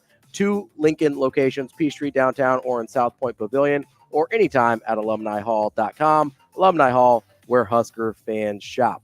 And where NBA fans go for some information is our friend Ricky O'Donnell of SB Nation. Ricky, how are you this morning? I'm good. How you guys doing? We are doing good. So we're about a week out from the start of the NBA season. How are you feeling? You getting excited? Yes, I think this is shaping up to be a great year. I personally feel like the NBA is at its best when there are elite teams, ready to go into the season. I think we've seen that with some of the recent moves. Damian Lillard going to the Milwaukee Bucks, Holiday being rerouted to the Boston Celtics. I think, in the East, the Bucks and the Celtics start the year as the clear class of the conference. In the West, you got the Nuggets and the Suns as the 2 teams to beat. So I think just having, 4 elite squads heading into the year, having a bunch of really good teams below them, trying to, pull off an upset heading into the year to, break into the conference finals. It's going to be a fun storyline to watch. What team is going to emerge as a challenger to those 4? Will those 4 teams, live up to the hype this year? So I think we're set up for another really fun season, and I can't wait for it to get underway. Ricky, I'm curious. Could I make the argument that the Jrue Holiday acquisition by the Celtics has just as much impact on a potential NBA title as the Damian Lillard acquisition by the Bucks? Yeah, I think if you're the Bucks, seeing Holiday end up in Boston is just sort of the nightmare scenario. Like, there's no doubt the Bucks had no intention of that happening. Yeah, I think that, the Bucks just needed to get better themselves. And if you've watched the Bucks in the playoffs the last few years, the half-court offense has just been such an issue deep in the season. Damian Lillard solves all those problems immediately with his pull-up shooting, with his pick-and-roll playmaking. Him and Giannis should have the best 2-man game in the NBA. But to lose a defensive piece like Holiday was always going to be tough. And to see him go to your arch rival inside the conference in Boston is just a really tough blow, I think, for the Bucks. Holiday has had one excellent playoff series against Damian Lillard in the past. He's the type of sort of big physical guard who can give Lillard some issues. It's going to be fascinating theater, I think, just from like the perspective of a fan to watch Holiday get traded from Milwaukee and then go to Boston, and those 2 teams are probably going to be playing for a spot in the NBA Finals this year. I think that, Holiday is in a wonderful spot in Boston right now. He isn't going to really be counted on to provide too much offense or on-ball creation. Instead, he slots in very nicely as a connective piece between Jason Tatum and Jaylen Brown. He can really help fortify that defense. And, man, if you're Boston, you can throw Jrue Holiday at Damian Lillard. You could throw Derek White at Damian Lillard. You could throw more size at him with Tatum. So I think they have a lot of weapons for Lillard.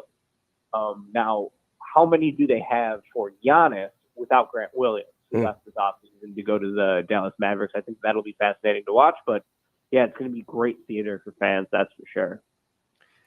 How big of an upgrade, if any, is Jrue Holiday over Marcus Smart, who I know there was a lot of consternation about with certain Celtics fans about him leaving in the offseason as well? Seems like they replaced everything that Marcus Smart brought to the table and maybe a little more. Yeah, I think Holiday's definitely a better player than Marcus Smart. They are very similar for sure. Neither is natural point guards. Both are, big, physical, rugged, defense-first guards.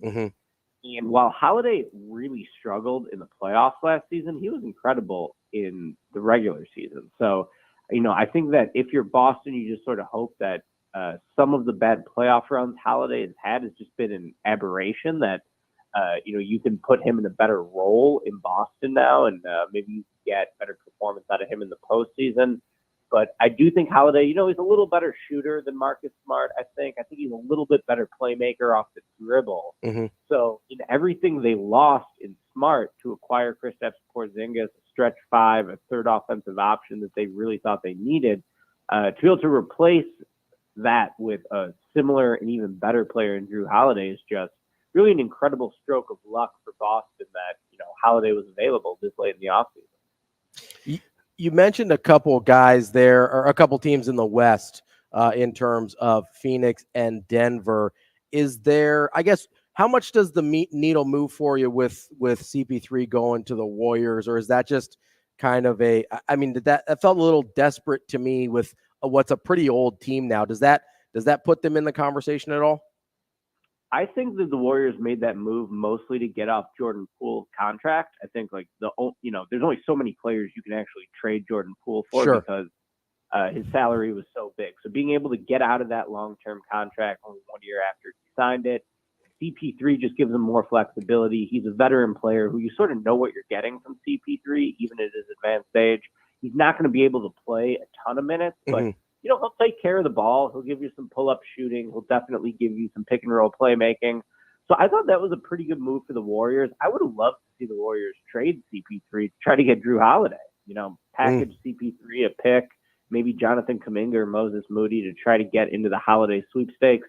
Because for the Warriors, they're only playing for championships right now, as long as you still got Steph Curry, who remains pretty close to the top of his game. So the Warriors, to me, if you're trying to pick a third team out west, they're probably the safest bet just because we've seen them win so many championships before. Curry is still, at the elite tier. I don't know how much CP3 moves the needle, but, man, Jordan Poole took a lot off the floor last year. He was a brutal defensive player. His shot selection was very questionable. So just that could be addition by subtraction. And then I think, Paul will give them some good backup point guard minutes. It seems like he's going to start, which to me is a mistake. I think Chris Paul should be coming off the bench for this Golden State team, but Steve Kerr will eventually figure out the rotation by playoff time, have everyone in the right spots. And, I expect Golden State to be very good this year once again. Ricky, something I always think about is how special the next decade or two will be as we watch the old greats get filtered out and the new become faces of the league. If there is comparison, who are some young names to watch that are next in line to compete with the stats of guys like Steph, KD, or LeBron? And I know that sounds outrageous to say, but can those numbers be touched, and when do you think those numbers will be touched?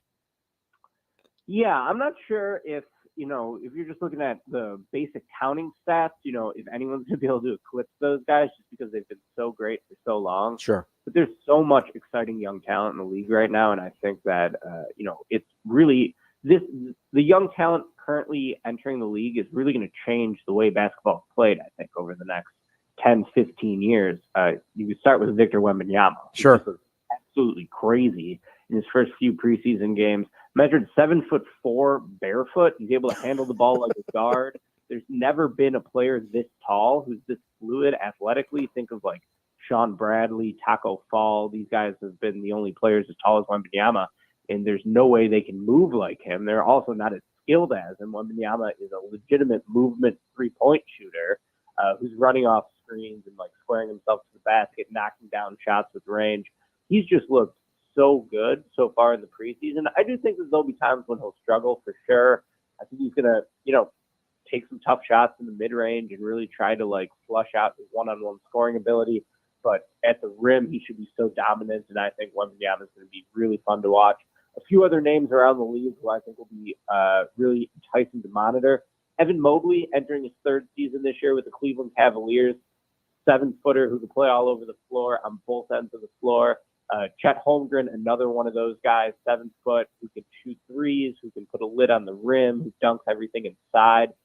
Just having a chess piece like Mobley, Wembanyama, Chet Holmgren, I think is really going to unlock multiple layers of how you can play the game, given the versatility of a big man like that. It's going to be so much fun to watch those guys come into their own. I'm excited for Paolo Banchero in his second season.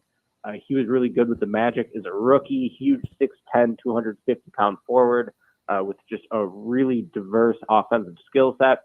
And you got to be excited for Scoot Henderson, too, who's also looked awesome, is the number 3 overall pick for the Blazers this offseason. He's taking over for Damian Lillard. He's going to be the face of the franchise now in Portland. No pressure, kid, for a young point guard to follow that's Lillard. But, Scoot's a different player. He doesn't have the shooting that Lillard has. But he's a much bigger, stronger guard and more explosive going to the basket. Perhaps I think that'll be another really fun player to watch too. Ricky, another one of those players that not that long ago was probably in that conversation was Zion Williamson, who's battled injuries and being in shape and all of these things. Where are you at with Zion and his ability to reach his, what I still think is a prodigious ceiling, although the chances of him becoming that guy seem to be waning year by year? How are you processing this? You know, we're in that time of year where Zion's in the greatest shape of his life again. How are you kind of expecting his career to progress? Yeah, well, the thing with Zion's still only 23 years old. Yeah. But he just hasn't played any basketball lately. I mean, not a lot, no. He played one season where he played a reasonable amount of games. It was the 2021 season. I believe he played 62 of the 71 games or something that year. Mm-hmm. In that season, when he was 21, I believe, or 20, he was electric. He was phenomenal. basically an all-NBA level performer.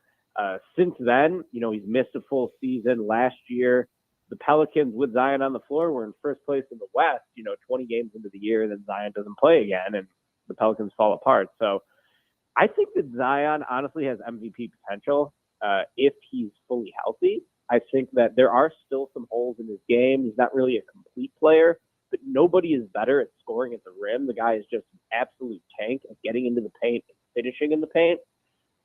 And, he's just a really, really talented interior scorer if he can play. So it's tough for me to sit here and say, oh, I think, Zion's actually going to be able to stay healthy this year because we just haven't seen that. Sure.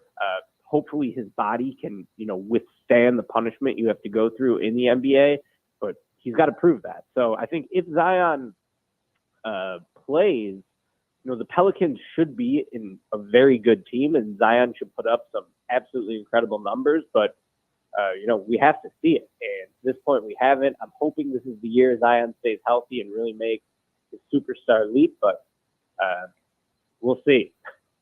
Ricky, I'm curious about another guy that maybe a little bit of the shine's come off on, although not because of his availability, and that's Luka Doncic, who I think some people still, I think a lot of people still think he has MVP potential, but the way his seasons have gone have not been super impressive in terms of the amount of winning that's been done. How do you feel about kind of the pieces that Dallas has put around Luka this year? It seems like they've sort of struggled to figure out what's the best team to build around him. Yeah, they've had trouble building around him dating back to their trade for Kristaps Porzingis, right? Like that was their first all-in move to try to get him a co-star. That didn't work out. You had Jalen Brunson as a guy you developed. They didn't want to pay him. He needs to go to the Knicks, had an incredible year. Now you got Kyrie Irving in there. The Mavericks are interesting. Like Luka's basically as good as any player in the league. Or close to it. And I think that, he should be set up for another fantastic season. I like the on-court fit with Kyrie, but again, similar to Zion, but for totally different reasons. Kyrie's general availability every year always seems to be under question. I think they definitely need a really good year from Kyrie. And then who's the Mavericks' third best player? Even I guess it's Grant Williams, who's basically out of the rotation. I guess, yeah. Year. You still got Dwight Powell there at center. They added a couple rookies who I think could be decent long term, but how much are rookies going to be able to contribute early in their careers? Yeah, the Mavericks, to me, they're going to be a solid team. They obviously have an elite player in Luka, but what are they doing to set Luka up for championships, both in the near term and in the long term? If I'm Luka, I'm sort of looking around here do I trust the Mavericks to build around me to get me a championship, or do I need to eventually go somewhere else? So Luka's fantastic. There's no doubt about it. Is he a perfect player? No. He's not great off the ball. He's not always in fantastic shape. His defense can wane, but with the ball in his hands, Luka's absolutely a magician. So I think the Mavericks will have a chance as long as they have Luka Doncic, but it's sort of tough to look at them this year given that, after Kyrie, they don't have a ton of talent around Luka, and think that the Mavericks are going to compete deep in the playoffs again. Ricky, last thing from me. Who's a team on the rise this season? One that maybe missed playoff contention last season, but is also one you like to take that next step? Yeah, it's got to be the Thunder. I love the Thunder this year. Shai Gilgeous-Alexander is a top 10 player in the league. If anyone watched the FIBA World Cup, he was unbelievable. Mm-hmm. Canada is a 6'5", 6'6" point guard who can just get wherever he wants on the floor. So I think, he's a lead engine, the type of lead engine you need to make a deep playoff run. And I'm very excited for Chet Holmgren coming in this year, 7-footer who just has a really diverse skill set. I think he's going to be an awesome shot blocker for them. I think that he's going to be able to stretch the floor as a three-point shooter. He'll be able to handle the ball a little bit too, which will give him another dimension. So, you look around, what else is there in OKC? You got Jalen Williams coming off a great rookie season. You have Josh Giddey entering his third year as a big guard who's a wonderful passer. And they just have like a collection of pretty interesting young guys who they're just sort of waiting to see how the rotation shakes out. So I love the Thunder coming into this year. I think that, last year we saw an 8 seed make the an 8 seed make the NBA finals out of the East, a 7 seed make the conference finals in the West with the Lakers. Why not the Thunder? Like, why can't they go on a run to the conference finals this year? Obviously, it's a young team, and it's a lot easier to do that type of stuff when you got Jimmy Butler or LeBron James. But I think OKC is a team on the rise, and this should be the first year of their ascent. Ricky, we'll get you out of here on this. There was a study recently put out by the NBA that load management doesn't really reduce injuries the way they had been kind of acting like it had or had previously thought it had been. Do you think that actually changes the way we see teams handle their superstars, or is this kind of more of the NBA just really trying to get people on TV more often? Yeah, of course the NBA is going to say that load management doesn't benefit the players because, like you said, the NBA wants the players playing especially premium games that are on national television. I get it from the perspective of a fan. It stinks to have the Pelicans on TV all the time and Zion never plays, or it stinks to put the Clippers on TV and Kawhi's not out there, Paul George isn't out there. I just don't really know how you can stop it. Like, the real problem is that the season's too long. In college basketball, what do you play? 35 games. In high school basketball, you play 35 games, And in the NBA, you play 82 before the playoffs, which are 3 months long if you keep winning. So why do they play so many more games? Well, so they can make so much more money. I think, with the television contracts, with sold-out stadiums, like, that's just the problem with player health in the league. There's people will say like, oh, well, look at the 90s. Those guys played all the time, or even, earlier than the 90s. But there's so much more space to defend now in terms of like how the game is spread out. That puts a lot more strain on players' bodies, in my opinion. It's very difficult with just, how the league is expanded, the travel, back-to-back, the 4 games in 5 nights some of these players have to endure. So, will players play more often and stop resting? It's possible, but at the end of the day, the NBA has created a culture where it's win a ring or you're a failure. And when that's your mindset, it does sort of diminish the regular season. So I would love to see players rest less, play more. But, at the end of the day, you got to prioritize winning a championship, having your guys healthy for playoff time. So I'm not really sure how that's going to play out, but it'll be fascinating to see. Ricky, I'm glad you brought up the 80s and 90s because that's when he was born. Well, I was 80s baby right here. But I'm on this crusade because people think that the NBA was so much more defensive minded and stuff like that. If you actually watch the games and not just the hard fouls, there was not a whole lot of defense being played for a lot of those games. And like you said, almost all the defense was packed inside the 3-point line. It was a much less physically demanding game on a play-in, play-out basis. And we kind of just confused that because people used to get hammered going to the hoop every once in a while. Like, am I crazy or is that real? No, I totally agree with you. Just the fact that now, teams play so much faster. Every year it seems like, we set a new record for offensive efficiency. If you were to ask someone, who's the best offense in NBA history, I don't know, you might be thinking Michael Jordan, Bulls, Magic Johnson, Lakers, but really it was last year's Sacramento Kings in terms of offensive race. So, right. The game gets faster, the teams shoot more 3-pointers. Now what we've seen is like the players are now tailoring their talent to what the teams need. These players have grown up watching, Kristaps Porzingis and Karl Towns and all these bigs who can shoot all over the floor. And now players, I think, are really young players are coming into the league with a more complete skill set in a lot of cases. Mm-hmm. So, yeah, I think that, just like the demands of having to navigate screens 30 feet from the basket and, just having to cover all that space, against teams that are playing with so much more pace, I think is really strenuous on players' bodies. So I'm with you. I think to say that no one plays defense in the NBA now is absolutely crazy. The hard fouls should not be the thing people are coming back to. I think, the game's in a really good place right now, both for this season and long term, just in terms of the young talent coming into the league. Ricky O'Donnell, SB Nation, we appreciate your time, and hopefully we'll catch up again later in the season. Thanks, Ricky. Thanks. Great stuff there from Ricky O'Donnell. I know the old heads are going to come at me for my 80s and 90s take, but it's just true. Like, people watch highlights from the 80s and 90s in the NBA, and they see these hard fouls, or they see they're watching these playoff games, right? Like, yeah, the playoffs. They're watching Celtics and Lakers from, the 80s, and it's super intense, right? But if you just watch some random regular season basketball games from the 80s and 90s, and I do that sometimes because I'm a little bit of a sicko. I don't.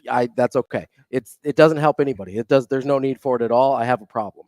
But I do it sometimes. You just like to get mad. Yeah, and you just see these wide open spaces. Guys are just standing straight up on defense. Like, the level of defense played on a play in, play out basis, on a night in, night out basis in the NBA is so much higher now than it ever has been, and part of it is because there's so much more money at stake. Like, that's a lot of it, right? There is so much more money at stake than there ever has been, that these guys play harder than they ever have. That's just true. Maybe it was the gap in level of, between the best player and the worst player. The gap. Oh, are you talking about athleticism over there, Shane? Possibly. Yeah, we have a lot of gymnasts playing in the NBA now. I know. No, you're saying from the top of the league to the bottom of the league, you're saying there was a bigger gap than there is now. Is that right, Shane? No, I agree with that. The league is more talented than it's ever been. The top of the league's always been really good, right? There's been super high level talented guys, but the bottom of the league is way better than it's ever been. Like, the bottom of the league, there's guys today at the bottom of the league that would have been like borderline all-stars not that long ago, and they're just barely hanging on for dear life to have an NBA career now. I don't know that people appreciate that. And listen, if you're not an NBA fan, like, that's cool. I like, that's your preference, whatever. I love basketball, and if you actually watch this stuff, it is a dramatically better product than it's ever been. Like, if you just like basketball, if you like the hard fouls, you want to see people get beat up and clothesline and Kurt Rambis getting put on his butt during the playoffs, like, yeah, you're not going to get that anymore. Sorry, bud. Go watch hockey. Like, it's like, if that's what you want, go watch hockey, and that's great. Like, I'm not hating if that's what you want, but if you want to watch good basketball, it's better than it's ever been. Ravi, tell me how you really feel. Well, that's the job. I'll go watch hockey. Yeah. That's fine. I'll go watch hockey from the 80s and 90s. That's fine. Listen, hockey's great. We're all here for hockey. We're also here for our friends at Dingman's Collision Center. They have been in business for 25 years in Omaha, 18 straight years, best of Omaha, first place, family owned and operated. They've got the latest technology. They can work on anything from Fords to Teslas. They don't care if you're an NBA fan, gymnast fan, hockey fan, whatever. They've got you covered. Decathlon fans. And they give back to the community with every car repaired. Go check out dingmans.com for more information. Coming up next, it's time to play a game. Let's play a game. Shane's World. Our MC, Andrew Rogers, will have us covered here in just a minute. More on Hurrdat Sports Radio coming up next. We will be back.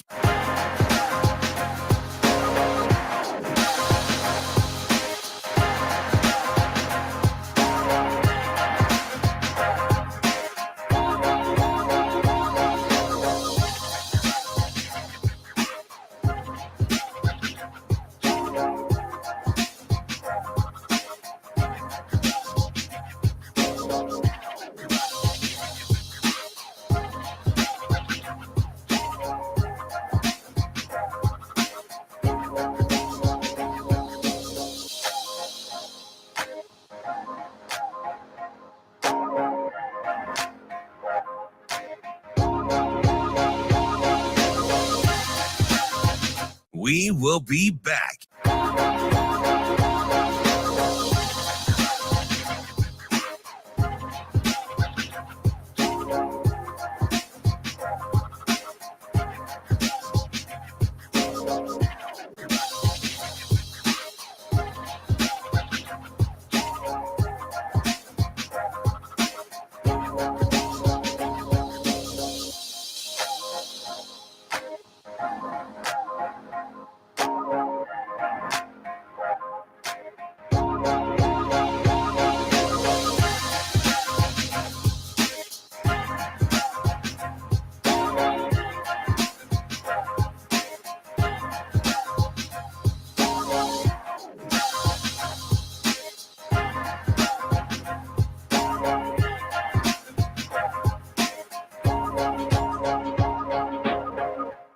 will be back.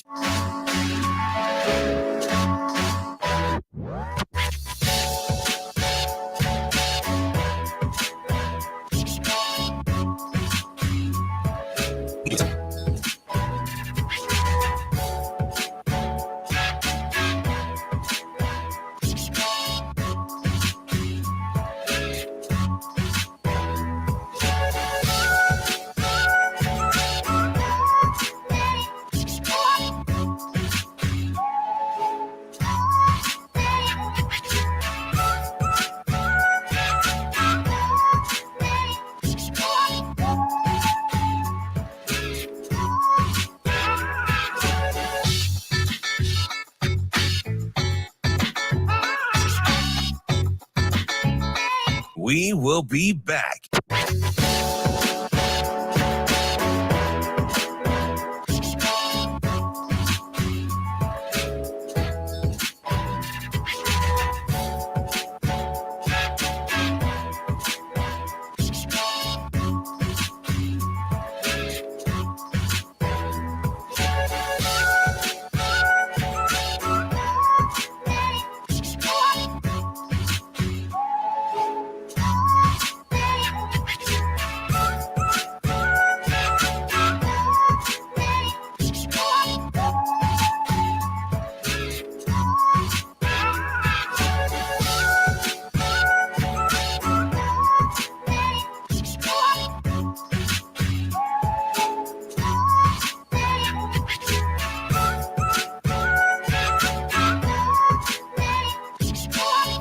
We will be back.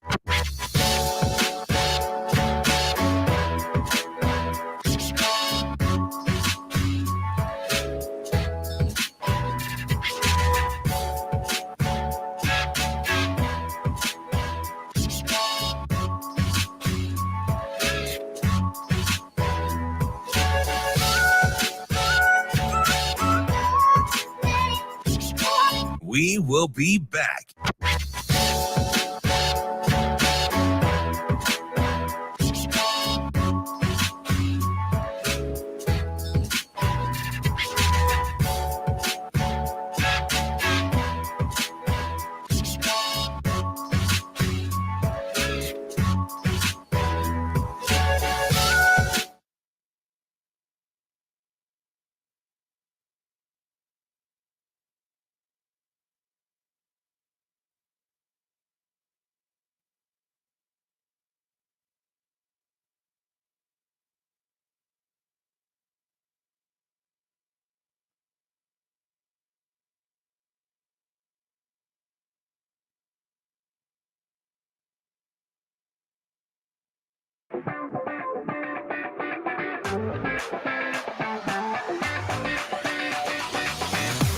You're listening to Hurrdat Sports Radio.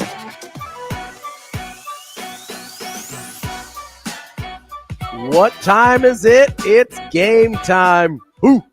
Much like our 90s Bulls, we're about to play a game here on Hurrdat Sports Radio. I'm Ravi Lulla. That's Andrew Rogers. That's me. And Shane Schilleberg is going to be real important for this segment as well. Not that he's not important all the time, but he's going to be on air important here in just a second. I like being important, not too much. I'll say Shane's more of a behind the scenes guy. Shane's all about the importance of this game, though. Want to tell you real quick before we get into the game, remind you, hey, we're going to have our breakfast blitz back here on Friday morning at Hurrdat Sports Bar. Come say hi. It is a Husker home game, so we've always got our breakfast blitz on these Fridays. Andrew and I will be here. It is from 7:30 is when they start serving breakfast to 10 a.m. Come say hi. Come hang out with us, and we will hopefully put on a great show for you before the Nebraska game on Saturday. You know it. And, we might have more games like this for Andrew to play with us as well. All right, Andrew, set up the game for me. What do we have going on? We're playing Shane's World. Okay. So this is the game. Excellent. We are going to have a prompt. Party on. We are going to have a prompt. And we'll know the prompt, but Shane won't know it until we say, Shane, name as many of these as you can in 10 seconds. Mm-hmm. So can you pull a 10-second timer up on your phone for me? Yep, we'll do it on the phone. An example would be like, I say NHL hockey teams, okay? Yep. And I say, I think Shane can get 3. You would say... No, he can get 4. You could even jump to 6 if Oh, you want to. You don't have okay. to increase by Gotta have 1. to go in order? Right? Okay. And then it's like, oh, shoot, you think 6? Can Shane get 7? 10 seconds? If not, I say party on. Shane has to do it. Whoever loses has to spin the Bean Boozle spinner. And we're going to find out which one. So these which jelly beans that they eat. Some of them are really good. Like one is Juicy Pear. Its co-partner is Booger. Yeah. So The other one is Birthday Cake, Dirty Dishwashers. They look It's pear. identical, though. Identical. They Yep. have some are good, some are bad. We're hoping we don't have a Harry Potter experience with some bogey flavored Right. jelly beans here. But that's the punishment. We both have our spit sacks here in case things get out of hand. It's going to get out of hand. Get a little too. Okay, nauseous we're going to here. go. Now I can do a lot of things. I could probably name off a few things here and there, like on these prompt things. Yeah, But we'll see. But if you guys get sick, I can't work for you tomorrow. All right, this is what we're going with first here, Ravi. Okay. Okay, how many can Shane get in 10 seconds? Let's go 4. I think Shane. Sell me short. It's 10 seconds. It's not that long. I think Shane can get 5. That's a lot. Ooh. Party on. All right, Shane. Timer up. Are you ready, Shane? Do it. Shane, name as many in 10 seconds current football players. Go. Derek Carr, Hill, Sue, and Jacoby Myers, Josh Jacobs. Yes! Oh, hold on. I said he could name 5. Sue is not currently playing. That's Is 4. he not? He is not on a Oh, roster. no. That is 4. I heard 5 names and got excited. That is 4. Sue is not currently on a roster. Check for me. I don't think he is. Patrick Mahomes. Yeah. Oh, there you go, Shane. We're over our 10 Sue seconds. is currently a free agent. Let's go!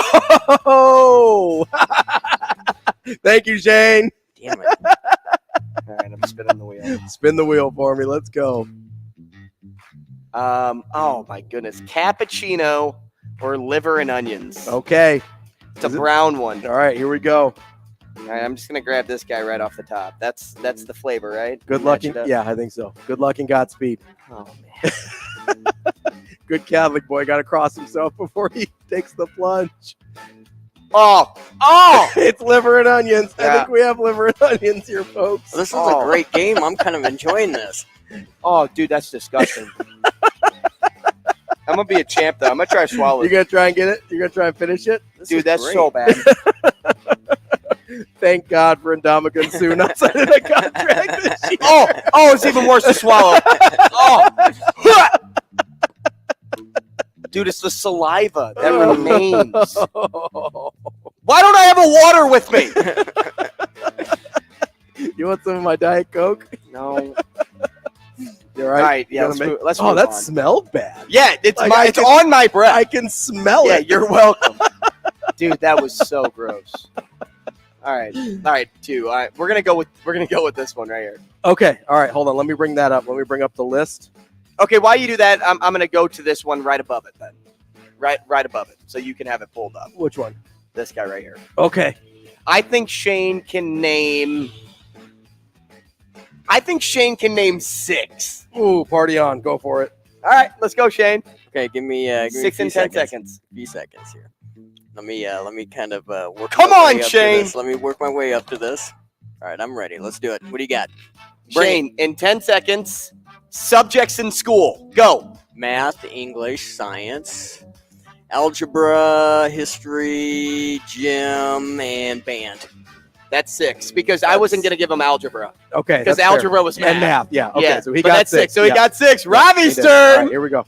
Thank goodness. Here we go. Come on. Give me a good Dude, one. I can still taste. No, I can smell it. It smells awful. I can still taste it on my tongue. We've got, it's the orange one. It is Tutti Frutti or Stinky Socks. Oh. Well, okay. So it looks like this. It's one of those two. You can choose. This which one here? Okay, yeah. Oh, no, I lost You're it. good. You're good. This guy here? Yep, that's it. All right. That one, man, is Stinky Socks that bad? Tutti Frutti sounds fire. All right. Here we go. Hop her in. Tutti Frutti. Unbelievable. Let's go. Either that or I really like Stinky Socks, but no. This wedding is insert. All right. right, next. We doing the one I pulled up? Yeah, we got this one now. We're going to try to fit in 2 more here. Okay, which one? This guy right Okay, here. let me You start us off. How many do you think you can name? 3. Ooh, I don't like this. This is not good. Yeah, I'm going to go 3. Take the under. Yeah, I'm going to say party on. All right. Because this is exact names. He's got to get the names. He can't just say, like, yeah, he's got to get exact names. All right, party on, Shane. You ready? Got to get 3 in 10 seconds. Okay, go for it. In 10 seconds, Shane, name as many Mountain Dew flavors as you can. Go. Mountain Dew. Jeez, I should know this. Code Red. Come on. Come on. Dang it. Come on. Yeah, 10 seconds. Bro. He only got 2. Just say Diet Mountain Dew. He drinks it every day. Yes. Dude. Yes. Voodoo. There's one behind him. He's holding a different flavor. Dude, you are killing me, Shane. Spin the wheel of mayhem. God, I better get another good one.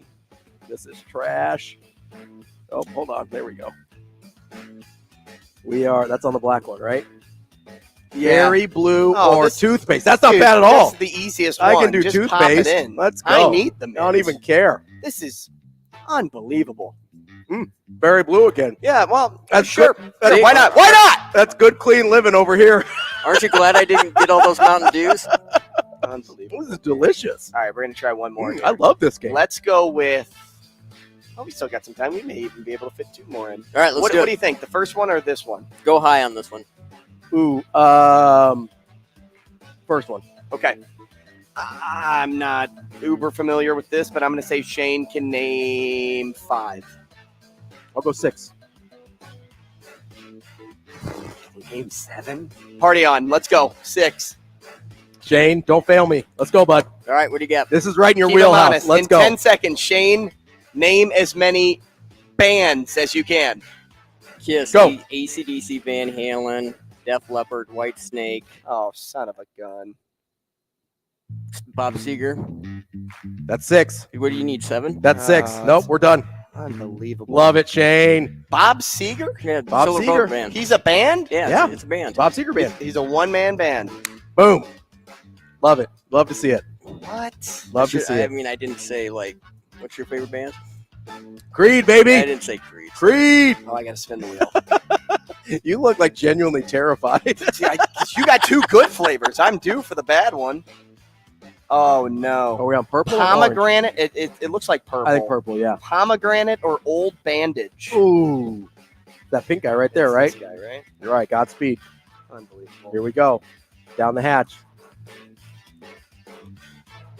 Oh, that's pomegranate. Oh, let's go. That one tastes good. Oh, yeah. You've got the only bad one so far. I know, and it tastes so much better to get that on my taste buds Oh, than the liver yeah. and onion. Dude, Oh, I my could literally, goodness. as soon as you bit into it, I could smell it. It Yeah, smelled awful. That was disgusting. Oh, man. All right, well, we'll save this game. We'll play it again. I like this game. This was fun. We may make it a weekly game. Shane's World. I love it. Coming up next, we've got our Warhorse Sportsbook Sports Cleanup. Get to the things that we didn't get to today, which I'm still running to my car for some gum. Which there Like, are plenty. I'm leaving now. Listen, dude, You that clean this up on your own. That liver and onion smelled so bad. We love it. Andrew Rogers with a terrific game. Shane, thank you for being part of our game here. And thank you for helping me winning.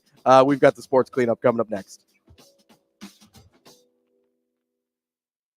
We will be back.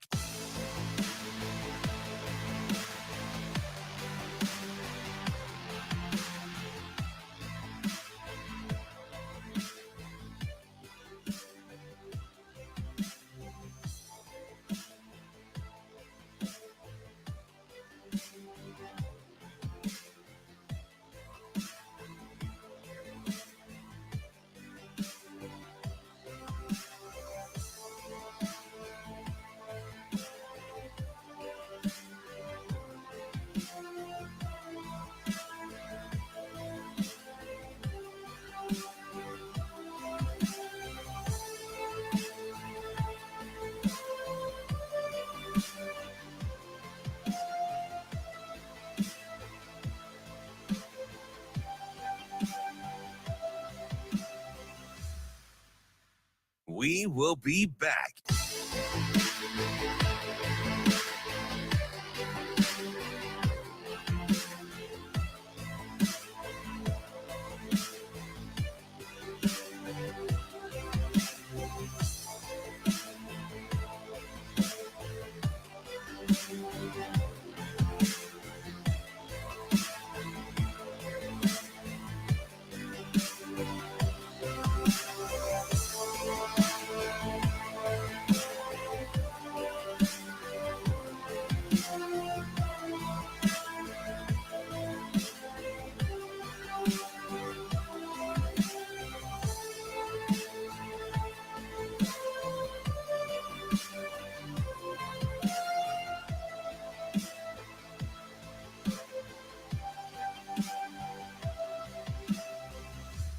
We will be back.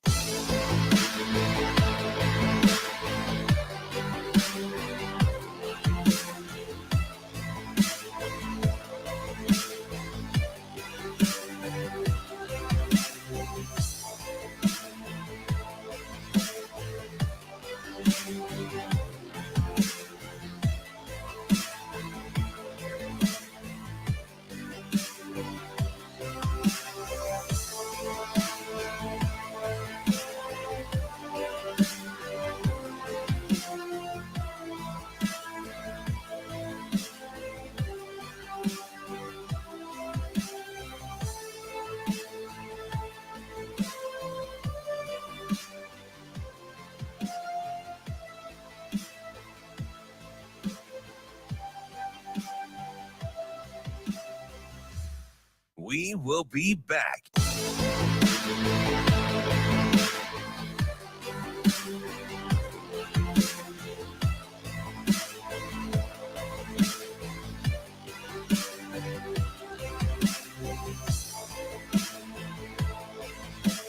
Let's play it up. And we'll continue to tell the Jordan Travis story. They'll go empty. Keon Coleman's going to say, I don't need...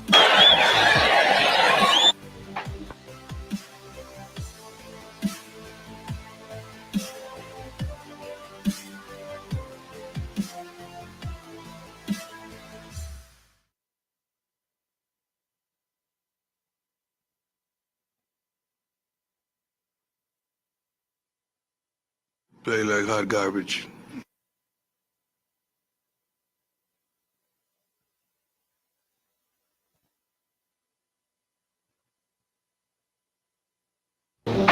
Things you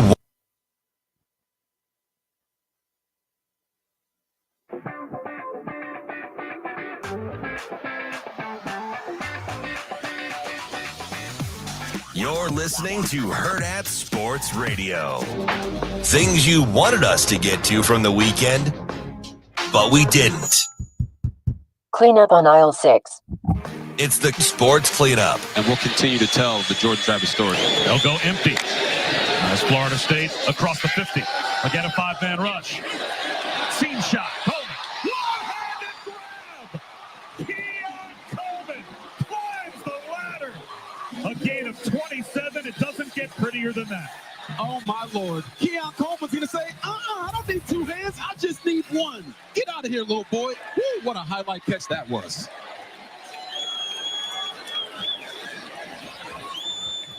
Yeah, that's what I say to Ravi about this Bob Seger thing. Get out of here, little boy. Listen, Bob Seger, banned in and of himself. Mike on YouTube brought up the point, isn't it Bob Seger and the Silver Bullet Band? That was one of his many bands. He was also in the Bob Seger system. Which is you added system there after Bob Seger. I think counts. And then he had the audacity during the break to tell me that Taylor Swift is a band. No, listen, if you're a solo artist and you play on stage with a band, I'm counting it. No. Absolutely. That is not a band. I'm absolutely counting it. No, it's not. For sure. Because they're not on like this. When you go to a concert, it's not Kenny Chesney in the band. No, but they are playing with him. There is a band. No, that's not. Those are two different things. I had to eat a jelly bean for no reason. Yeah, he had to eat a jelly bean because Shane. You guys are lucky I don't know anything about music because I just said, oh, okay, I guess I'm wrong. Yeah, you don't know anything about music. Like if you're playing with a band, it's a band. Take advantage of me. It's time for the Warhorse Sportsbook sports cleanup. A lot of things we haven't been able to get to yet from the weekend. How about MLB playoffs? We didn't even touch on that. Listen, speaking of bands, Creed powered Texas Rangers to another victory over the Not Astros. too shabby. We're always rooting for the Astros to lose, so we love that here. They are up 1-0 in the ALCS. They will play today. I love a nice afternoon playoff baseball game. Those are my favorits. I'm a big fan. Was that afternoon? No, this one is today. Oh, Monday. I was like, what do you consider afternoon? No, Robbie? When do you go to sleep? Well, it depends on the day. No, this afternoon they play at 3:30 against the Astros. Then you've got Diamondbacks, Phillies in game 1 of the NLCS. That one I'm really curious about because the Phillies, of course, last year's runner-up, but the D-backs have stormed. Man, they're playing hot. They're kind of one of those teams you get a little dangerous this time They of have year. just as good of pitching as the Phillies. Yeah. They match up with the Phillies rotation really well. This is a young Phillies probably have the edge with is Zach Wheeler the ace or is Aaron Nola the ace? I bet Zach Wheeler's considered I would the say ace. Wheeler. I would say Wheeler and Gallen are neck and neck. Yeah, absolutely. But Gallen actually has the edge because he was the all-star this year. Yeah. And then I would say Nola has the edge over Merrill Kelly. Yes. But then you have, I think it's Brandon Pfaadt and Ranger Suarez. Yes. And yeah. those two are kind of, coin I'll flip. take whoever in Yeah. that game. So all in the all, pitching matchups are going to be really neck and neck. all in all, you have the greats from Philly, Yeah. the Bryce Harpers, the Nick Castellanoses of the world versus You got your Trey the young Turner. guns, Yeah. right? Trey Turner, can't forget him. And then it's Corbin Carroll. It's You got Ketel Marte. You got the young guys on the Right. Diamondbacks, which I think they maybe have arrived a little earlier than people expected. Had a pretty solid year, not a ton. Alec Thomas hasn't really gotten there just yet. No, not quite. But this team has sort of arrived a little early. I think most people are maybe looking at next year for the Diamondbacks to kind of make a run like this. But, man, they're playing as good as anybody right now. So that'll be a really interesting series to see how that plays out. It feels weird to I kind of don't mind the Phillies. Like, I know they get a lot of hate and Philadelphia fans get a lot of crap. I don't know. I kind of like the way they play. I come from a fan base that gets tons of crap. Well, so sure, yeah. I'm in. I just kind of like on the the way Diamondbacks. I just kind of like the way they play baseball. I like the way their fans. I mean, we're talking about how passionate fans can get and be engaged in the game. Phillies fans mark every box on that checklist there. I don't know. They're just kind of fun to watch. Like I just sort of enjoy it. I don't have any attachment to Philadelphia otherwise. I just kind of like watching them play. I'm still tasting this liver and onions. It's pretty bad. It was pretty bad. I feel a little bad, but the one, to be fair, the Bob Seger one that you ate ended up being a good one. So I don't feel that bad about that. Yeah, but I agree with TK here. Ravi and Shane need to eat a handful of them for that. I'm definitely not eating a handful. I wonder what that would taste like. Okay, it'd be like a real, I don't know. I'm just not ready for that. It's like, I don't know. This is probably, you were probably too young for this, but they used to come out with, do you remember Jones Soda? I've seen it before, but I never had it. So it's pretty rare now, but they used to come out with some of these weird flavors. And one of them was a Thanksgiving meal pack. So you had one that was supposed to taste like mashed potatoes and turkey, like green beans. And then you had probably a pumpkin pie one. Yeah, pumpkin pie one. And then you had like a cranberry sauce one, which was actually not bad. But these were like brutally bad. And some people, I just burped up liver and onions. There's nothing like That's awesome. There's nothing like liver and onions at 9 o'clock in the morning. Like once I got it off the tongue, and then now it's just sitting in the my back acid of your throat. reflex is just like, what are you doing? Well, I was telling you about the back in the day when the Harry Potter movies were coming out. They had these every flavor jelly beans like they have in the movies, and they had one that tasted like vomit, and it was the weirdest thing. There used to be a barf one in here. Yeah, it burns like it does when you throw No, wait, up. there is a barf one. Peach or barf. Oh gosh, I Yep. hope I don't get that one next time. There was, it like burned in your throat the way it does when you get sick. It was bizarre, and I don't know how they accomplished it. It can't be good for you, but it was like this. I mean, None of these are good for us. Well, fair. It is. I mean, it's a jelly bean, but I remember eating one of those in like 9th grade, like middle school, and being kind of traumatized by it still like 20 years later. So, no, I think we'll play that game again, though. We'll see if you can get some revenge on Shane and I. I'm for it. Although I still feel like Shane could have just looked at his Mountain Dew bottle. And he could have, which was right behind him. Yeah, and be like, oh yeah, here's a third flavor. Hot garbage. Here's I'm trying to figure this out. He's trying to figure this out on his Mountain Dew flavors. You were at UNO this weekend. That's something we didn't get to a ton. UNO swept to open their season. First one was 8-1, wasn't it? Yeah, it was, let's just call it mass destruction. Sure, yeah. And it was goal galore by the new guys. You heard Nick Hanley over the PA system, his first as a Maverick all the time. Like, it was like, Maverick goal is first as a Maverick. Or, it wasn't first of the season. And, my buddy made note of that, and I said, yeah, and, it's a lot of new guys on this team, and they're not all freshmen, but Tanner Ludke got the first goal of the season, and it was kind of, I'm going to try to make this out because I actually did not see one of the goals out of the 8. Okay. Believe that if you really want to or not. They were coming pretty fast and furious. I get into the elevator to go back up to hand my mic back off to Avery, and I hear the goal horn. Yeah. And every other goal my back is turned to. Like, I just miss every single one. So I made it a point to, whenever Shane and Mike Sauter were at the game, that I grabbed a spot in their section to watch the second goal be scored. But I think that one got called back for offside. So I can't be. You didn't see a legitimate one the entire weekend? Sure. I think so. That's what happens when you're working. I'm just running around making sure things are going off without a hitch. And if you want to go to a Maverick hockey game, I'm sure at some point we'll play a game on this show where tickets will be given away. Yeah. And the next series is Ohio State, which will be a really good one. But yes, they beat Niagara. They swept them. They got swept last year, 4-3 in both games. So it's a great start to the season for the Mavs as they won their exhibition at Mankato, and now they got the sweep against Niagara. So expect this team to start creeping up in the top 25 poll. Yeah, so they do have a little break before they play Ohio State. They don't play that until the 27th. It's almost 2 weeks between those games there. But like you said, that will be at Baxter Arena. They've got a nice little home stretch here before to start the season before going on the road in basically a month from now to go to Denver. Last week, did you ever get to the Japanese high school baseball prospect that's coming over here to play college baseball? Did you ever get to that? No, we didn't talk about it. I did read an article about it, but that's like a really interesting move for him. Yeah, because not going to play in baseball in Japan, he can come play in Major League Baseball earlier by coming to college. Yeah, so here in the States, the rule with Japanese born players is if they play professional, the NPO, NBO, Nippon Baseball Organization, I think. Yes. Okay. So they have a 9-year rule, a 9-year commitment. So if you play professional baseball in Japan, you're a Japanese born player, you have to commit to 9 years. Sometimes they will post you about a year or two early, but you're minimum probably 25 before you're going to have a chance to play in American organized baseball. He's skipping that process by coming to college over here because I don't believe he can automatically enter the draft because of the way their rules are set up.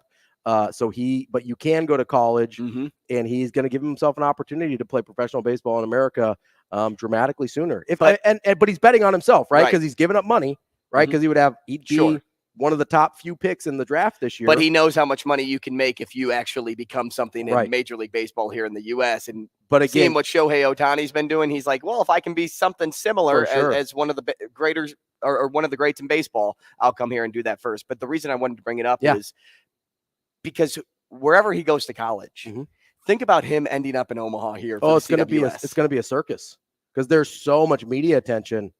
That's going to be insane. It's going to be so fun to watch. I just remember, so there was a player who did not play for Creighton, by the way. He was on the team for a year, but his name was Kobe Paris, and his dad was a celebrity in the Philippines. I think he was like an actor or soap star or something like that in the Philippines. So he was very famous, grew up famous, but there was a circus around this kid. He barely played. I mean, like garbage time, and not even the first guy off the bench in garbage time played for Creighton, and any media he did, like he had his own media team, like you had to go through his people to get any access to him. That's kind of what happens be like with those kids. Yeah, when when they're really famous and have high profile overseas, they end up with these kind of crazy media teams. At the Pinnacle Bank Championship this year, Arnold Palmer's grandson was playing. Yeah. Well, he didn't actually finish in the top tier, but everybody wanted to talk to him. Every media session he's done this year has been about being Arnold Palmer's grandson. Absolutely. That is the Warhorse Sportsbook Sports Cleanup. We will be back tomorrow for more of Hurrdat Sports Radio here on AM 590 ESPN Tri-Cities and KFOR in Lincoln. Yes, sir.